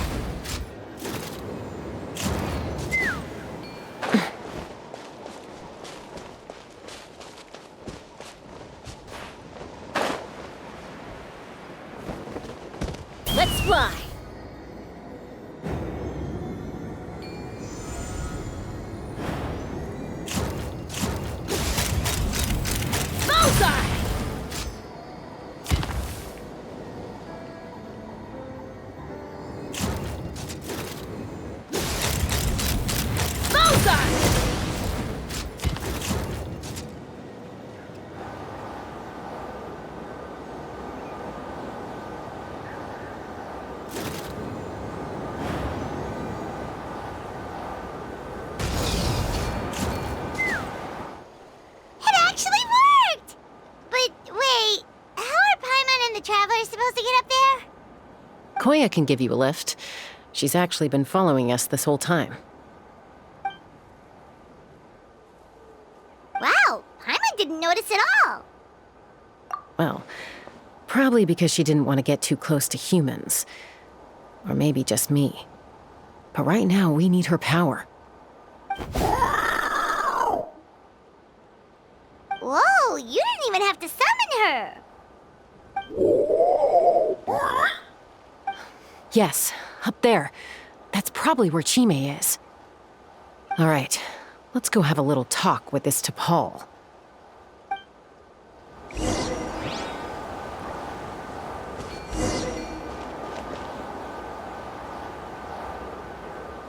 Let's fly.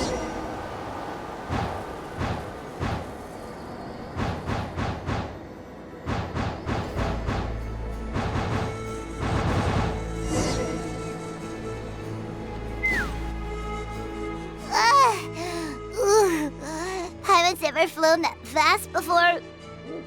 She feels so ready to throw up. Aha. Just as I thought. It might look like a regular hot air balloon from the outside, but up close, it's clearly been heavily remodeled. And sure enough, it only descended below the cloud line because the custom-built machinery malfunctioned. I should be able to figure it out with T'Pol's notebook. Thankfully, I know a little DIY from fixing up my guns when they're having issues. That should just about do it. Now all it needs is a nice hard kick. Maybe that works on your guns, but, huh? We're really moving!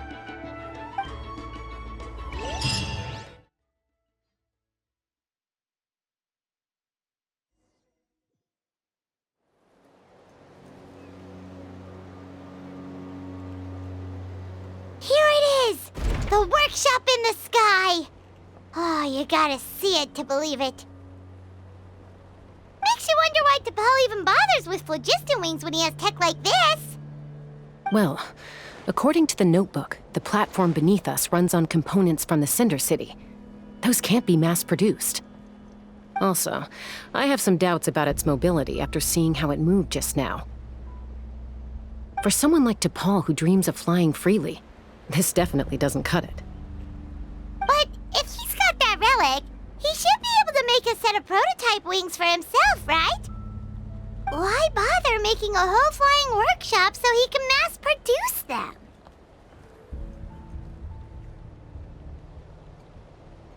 But this doesn't add up. If he's already achieved the power of flight, then he must have bigger dreams we don't know about. But what?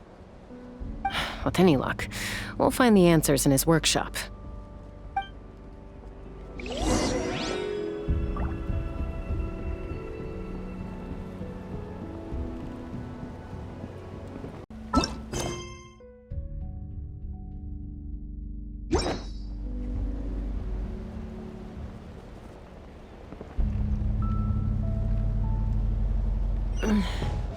I'm a little out of practice these days.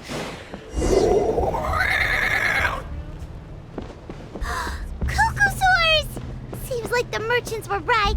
T'Pol's using them for his own ends. I'll bet that mechanism on top of the cage opens the door. Let me give it a try.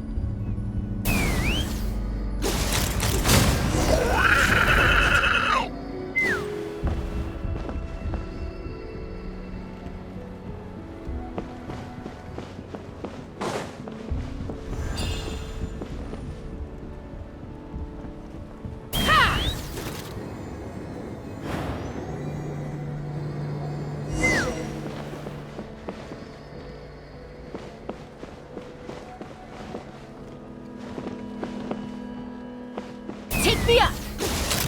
Locked on!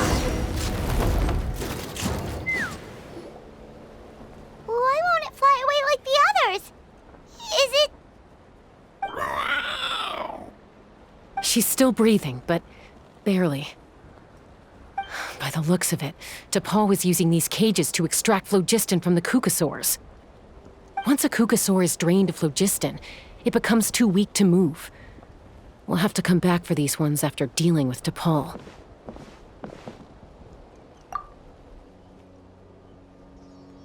let me see. Looks like a record of his phlogiston research. Log number 330. With the support of... I was finally able to launch the airborne workshop. Even though it relies on the relic for 80% of its power supply, I've at least taken the first step. Log number 348. Research on the relic is progressing well. I should be able to replicate the technology and scale up production very soon. Has proposed a name for this groundbreaking invention: the phlogiston wings. I think I'm getting close. Soon I will achieve my dreams. Log number 377. Encountered some issues with the new smaller model phlogiston wings. The gaseous phlogiston showed some volatility during the refinement process. Thinks we should proceed at a more cautious pace with the refinement experiments. But after so many past failures, I have to prove that I will succeed this time. Log number 114. Ran an experiment using cucosaurs to refine gaseous phlogiston. It was a success. Log number 117. I've started recruiting merchants and hunters to capture wild cucosaurs. Log number 121. Major breakthrough in the efficiency of phlogiston yield. Huh? So many parts have been crossed out! Yeah, probably the contact he alluded to in his other notebook. Guess he has a benefactor. Did anyone else notice how the numbering system in this notebook suddenly changed halfway through? We haven't got time for textual analysis, I'm afraid. Grab the notebook and let's press on.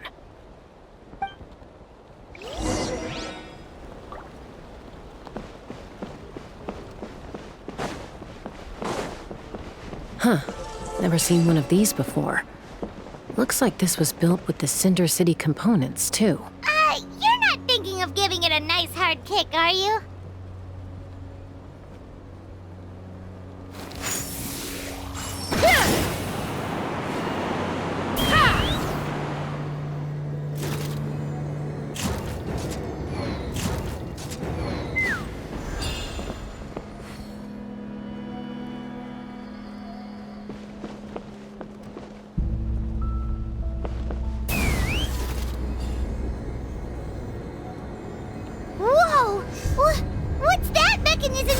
It's asking for a nice hard kick where it hurts. Aim for the weak spot.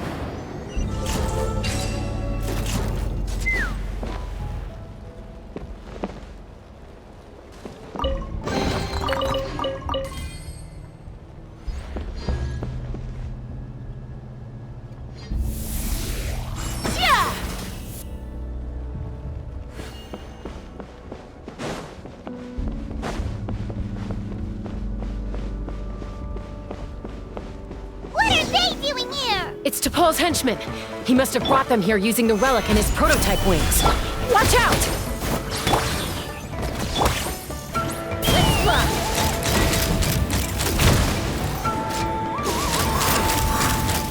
Locked on!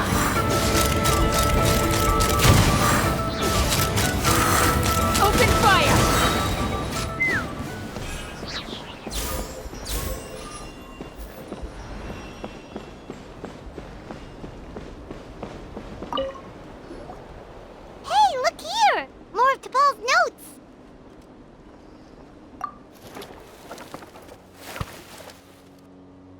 Log number 403. Introduced me to some new comrades who fully support my ideas. I told them that some Saurians are blessed with wings, and some people with natural gifts, while the less fortunate among us can only look on longingly as they seize the skies. But I also told them that progress can erase individual differences. Think of the tools humanity has made to fight back against wild beasts. The law we have put in place to even the playing field between the strong and the weak. I promised them that our research will be the new frontier of human progress. With our phlogiston wings, the power of flight will no longer be for a select few to enjoy. Imagine a world where the skies are for all to share. I only hope that when we finally achieve this goal, will be proud of me. Imagine a world where the skies are for all to share. Yes, what a wonderful world that would be. If only it were possible, we could respond faster, and so many tragedies could be prevented. But T'Pol, what about the saurians you're draining dry of phlogiston? You're not sharing the sky, you're stealing it! Bad move. I won't let you get away with it.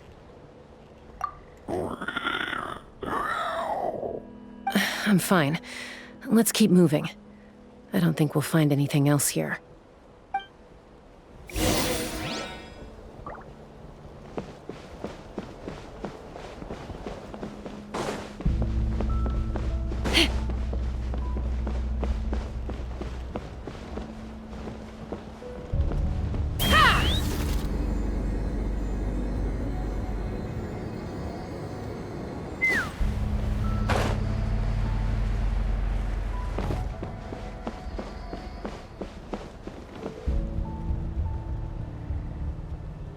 Take me up!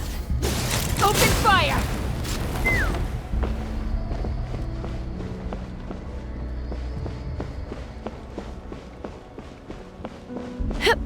All right.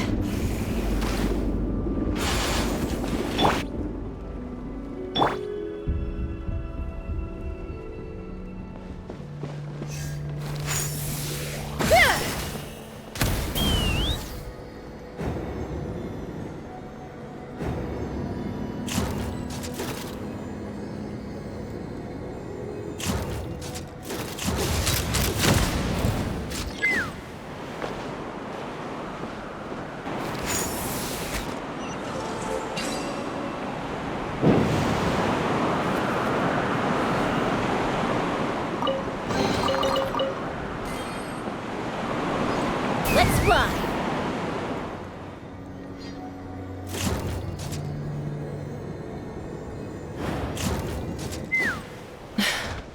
I can't believe he captured so many Kukasaurs.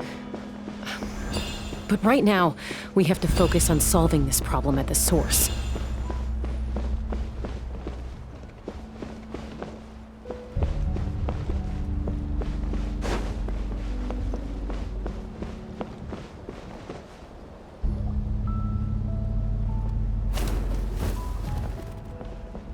Looks like we've reached the center of the workshop. And still no sign of Koya's baby.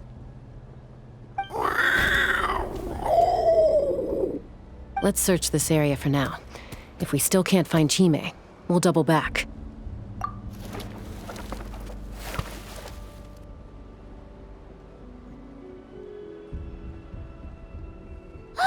Chasca, Traveler, come quick! What is it? Did you find Chime? Not yet, but look! It's another one of T'Pol's notebooks! All right.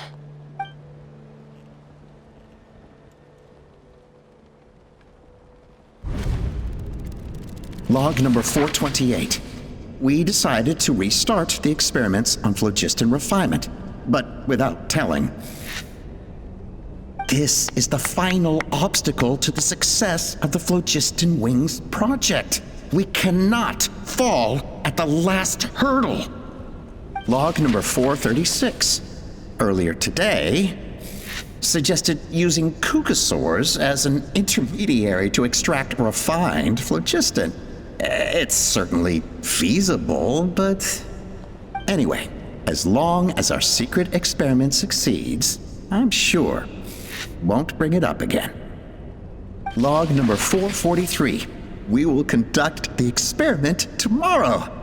But birthday is coming up, so hopefully we'll have a birthday surprise for her. Log number 444. Huh? Why is this log empty? I guess whoever wrote down the log number was prevented from recording the results.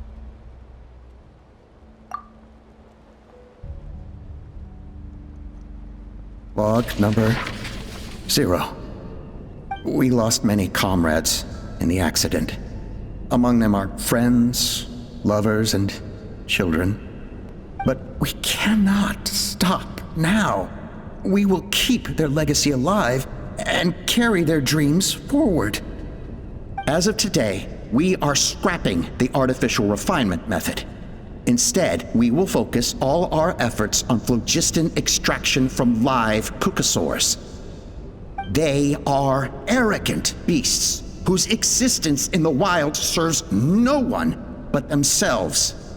Their true worth lies in their sacrifice for the sake of human progress. To facilitate our operations, we will gradually move the airborne workshop closer to the Flower Feather clan, even as we continue to expand it. All this we do to create a world where the skies are for all of humanity to share. All this we do to make T'Pol's dream a reality. Given the way this is written, not to mention the fact that the numbering has started over from 0, it kinda sounds like this is someone new. Does that mean that T'Pol's already... There's also a letter tucked in the end of the notebook. It's from Puma.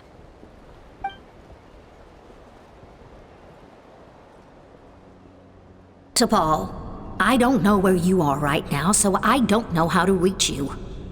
My best bet is to send this letter to the Flower Feather clan. Your father is gravely ill. Oh, I know we've had our differences in the past, but he is still your father. Won't you come and visit him? Please. I know you never liked him and cared even less for me. All you ever yearned for is the sky. And your birth mother. But we'll still be waiting here for you if you do come back. This may be the last chance you'll get to see your father. So Puma's not T'Pol's real mom? Huh. Well, she did say he never called her mom, but I'm gonna assume she was just venting. We know that T'Pol's father passed away quite recently, and this letter looks recent. By contrast, the writing in this notebook is old and faded. It looks like the real reason T'Pol didn't attend his father's funeral is because he'd long since passed away himself.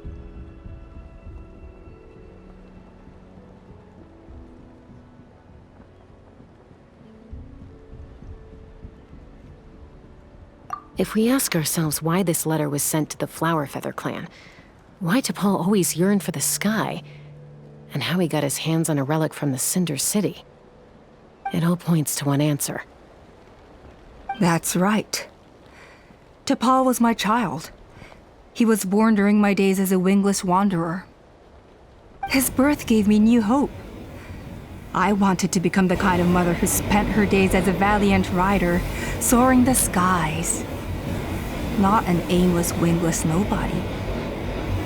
But his father wanted to settle down, to give his child a safe, sheltered life in his tribe. We fought about it constantly, until the love we once had for each other was gone. He started a new family, with another traveler who was also looking to return home. And I went back to the Flower Feather clan, alone. Alba? I had no idea that despite being raised among the children of echoes, my child still harbored dreams of the skies. Can you imagine, Chasca? The joy and surprise I felt when he showed up at my door, asking to join the flying trials. Or how proud I was when he said he wanted to prove his own worth, rather than relying on my position as elder. And then the anguish that overcame me when he was rejected by the kukasaurs and became wingless, just as I had after my injury. You've got a lot of nerve showing your face here. Don't take this the wrong way, Chasca. I'm not here for a fight. I just want to talk. Isn't that your preferred way to resolve things? I trust you've learned of T'Pol's wish on your way here. A world where the skies are for all of humanity to share. If only his dream can be realized, no one will ever have to lose their wings again.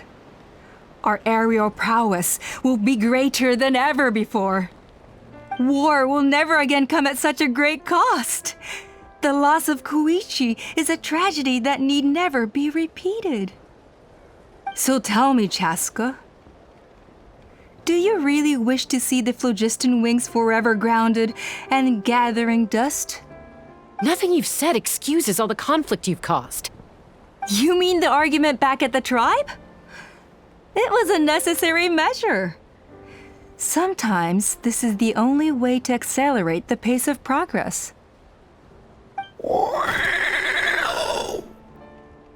Is a mother harming her children when she coaxes them into swallowing a bitter pill? Of course not. It is a brief moment of suffering for the greater good, and the child would come to understand this in due course. The phlogiston wings are that bitter pill. We will never progress as a tribe if we cling to the scraps the Kukusaurs offer us. Once the people have embraced the phlogiston wings, they will never look back. Even if they learn how the refined phlogiston is sourced, they will convince themselves that the sacrifice of a few Kukusaurs is a small price to pay for our dominion over the skies. But this I had not anticipated. I barely had the chance to introduce the phlogiston wings to the tribe before you found this place. Your plan was hardly foolproof. Yet, it can still be salvaged. Chasca, traveler, you are the hope of humanity. I'm sure you have your doubts about my methods, but know that my love for humanity and for Natlan is genuine. You know me, Chasca, and you know that I've always treated everyone in the Flower Feather clan as my own children, as fellow humans. Surely you can understand my perspective.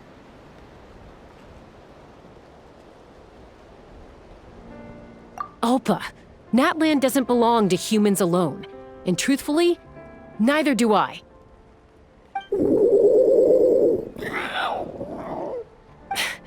How many times has the Abyss invaded Natlan now? And yet despite how much stronger it is than us, Natlan still stands as a nation of humans and Saurians. Peace imposed by force will crumble in a matter of days, because social bonds are what hold a civilization together. Weren't you the one that taught me that? And yet you would break the bond we share with our Saurian companions to take more power for ourselves? That's as stupid as hacking your own arm off to use it as a club. They are wild beasts, driven purely by instinct. How could they possibly understand human social bonds? How did someone like her ever become a writer?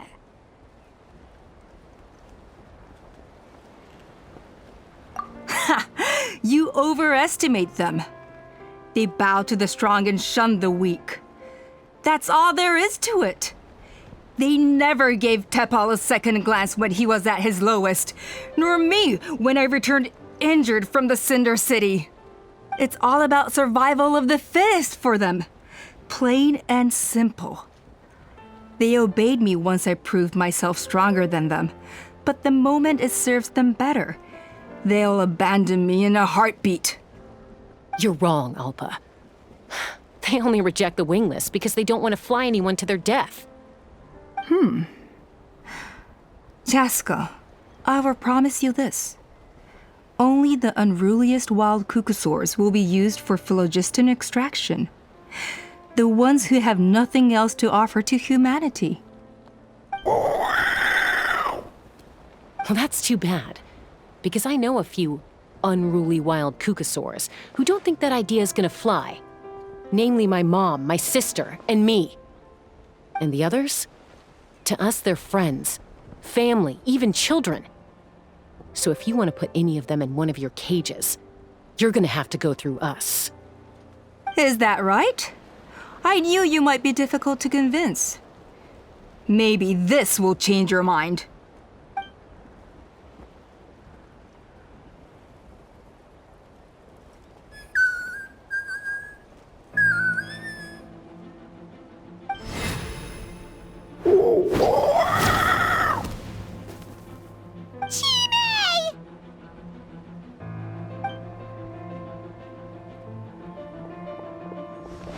Alpa!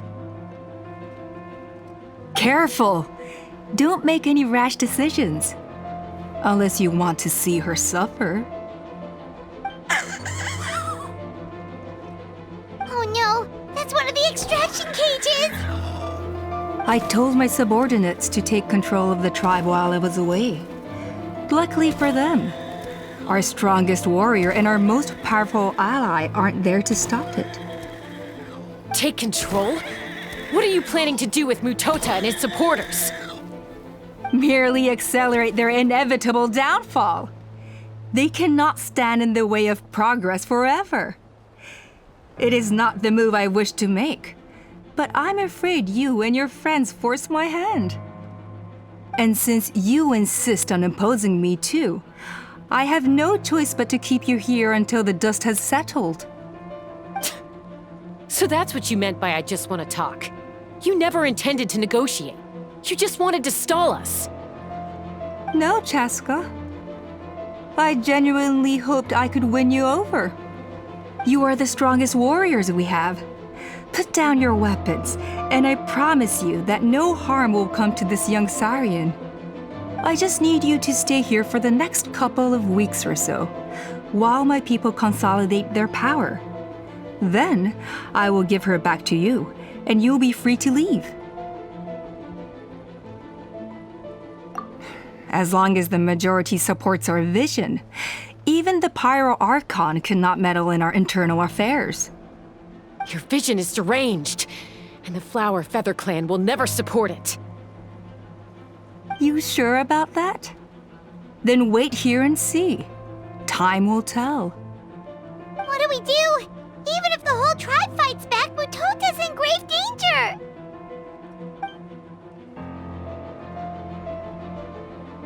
Stop delaying the inevitable!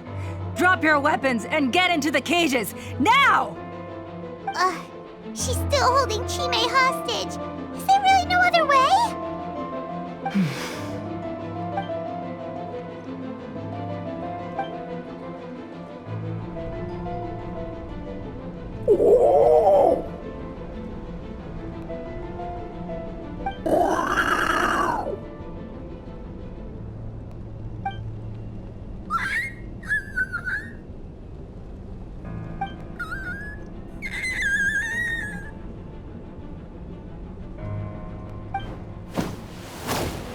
Koya?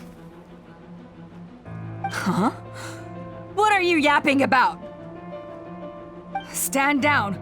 Drop your weapons, now! This instant!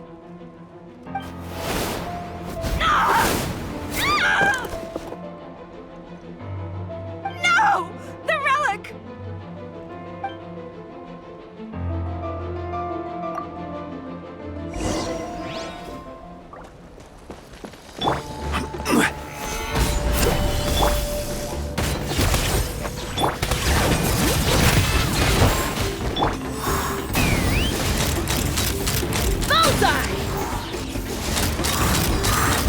Give up, Alpa. We're negotiating my way now, and this ain't your strong suit. Just shut up! Help! Something's up with this relic! Lockdown!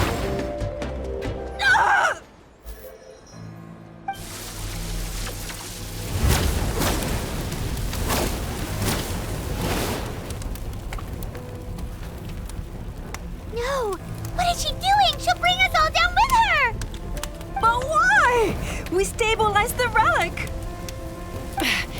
Maybe it got damaged in the fight. If we don't think of something fast, this whole workshop is gonna fall apart. No. They're directly beneath us. My beloved tribe!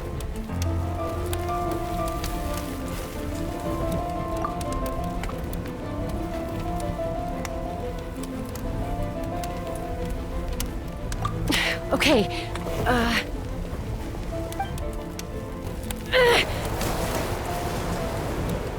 It's too powerful. This ain't a toy like last time.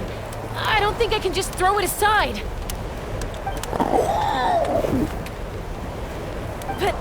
But we need to get it far away before it explodes. Then the tribe will be safe, and so will this workshop. Koya, remember when we were kids? Come on, let's take this thing high up into the sky. Don't worry, I know I can get rid of it before it explodes. We're talking some surface wounds at most. All I need is for you to catch me at the end, just like old times.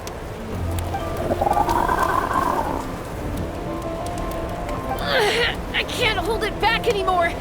We have to go. Don't be insane!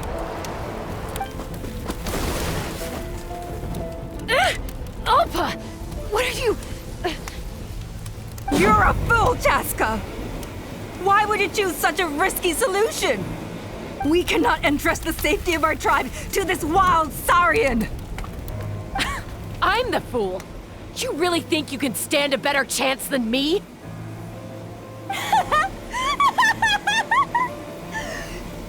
Sure, it may be asking too much for an ex-wingless to escape the blast radius in time, but I can fly it a safe distance away, even if it's the last thing I do.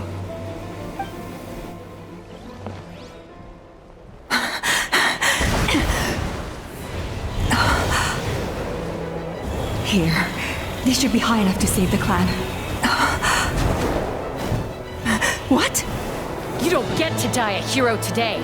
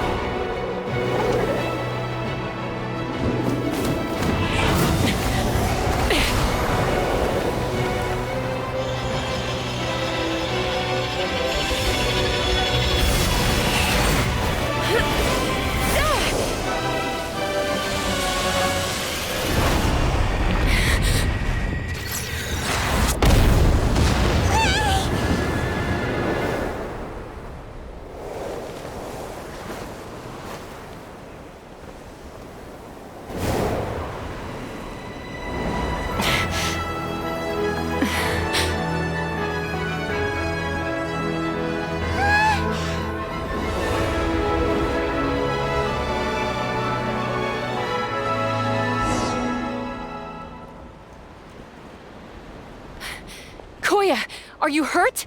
Let me take a look at you. What do you mean, I'm fine?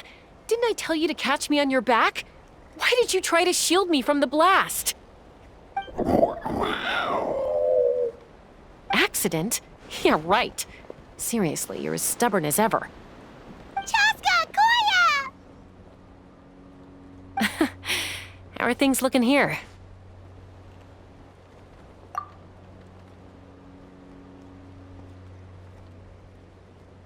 I think that's putting it mildly. I owe you one. Again.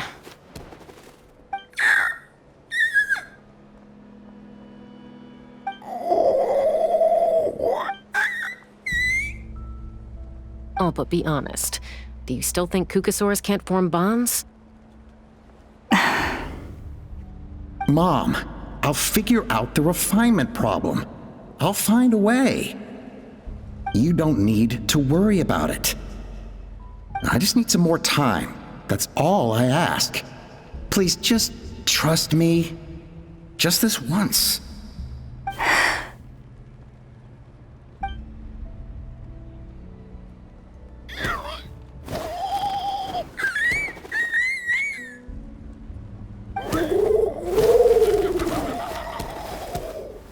The Flower Feather Clan yield to the strong. And it's up to the winners to define what strength means. So it looks like it's my turn to yield.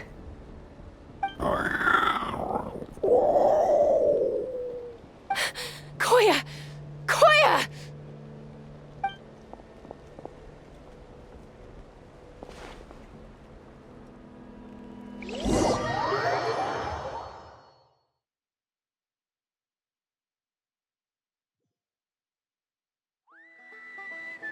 So, you're absolutely sure it's not because of the explosion? Yes, For the 10,000th time, I'm sure. The blast barely touched her. The reason she fainted was old injuries playing up, compounded by overexertion in recent days. The moment she finally relaxed, all the built-up stress finally caught up with her. And no wonder. Honestly, she's just like you. Anyway, now you know how we feel when you go off risking life and limb. Your mother and I would both appreciate it if you lived less dangerously.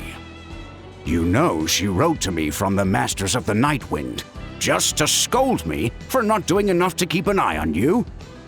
If she wasn't so busy with work, you can bet she'd come back here and chew us both out in person. I'll find an opportunity to apologize to her. I promise. You'd better. No more avoiding us, okay? And don't get me started on all the checkups you've missed. Got it. Got it. Huh? Koya? You're awake. I'll go let everyone know. Hey, but we're not done talking. What are we gonna do with her, Even after everything that's happened, she still hasn't figured out how to start the conversation with you. She keeps saying, I don't think Koya has forgiven me yet. But if you ask me, she's the one who's scared to open up and have an honest conversation. For all her confidence, she's a very sensitive soul underneath. You'd think as a peacemaker, she of all people would know how to reconcile with her family after a falling out. She must have been a handful growing up. Thank you for being there for her. And of course, thank you for keeping her safe when you were up there in the sky. Koya, Uncle Cusco, we're here! Ha! I was just telling her that she's not to go chasing danger with Chasca ever again. Cusco, I understand how you must feel. But it's all thanks to Koya and Chasca's efforts that the airborne workshop didn't come crashing down on our heads. Oh, Paimon almost forgot to ask. They didn't hurt you while we were gone, did they? Thankfully, when her co-conspirators tried to arrest me, I was out coaching Koya and Junan. The two of them were a huge help. They took care of things while I went around rallying the resistance.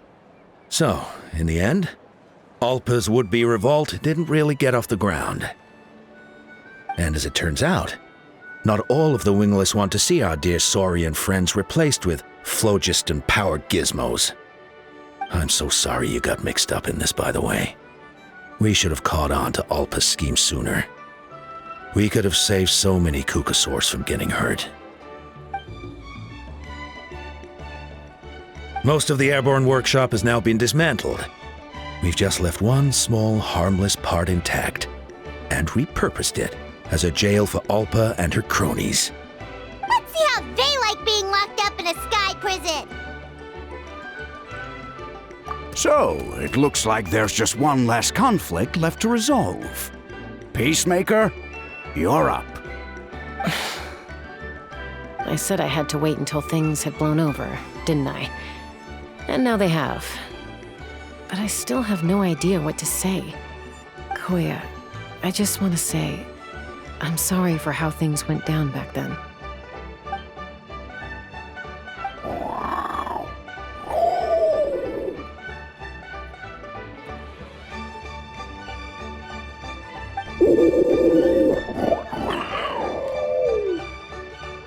Huh? Does this mean you're not mad at me anymore? There's that family likeness coming through again. But that day, when we ran into each other.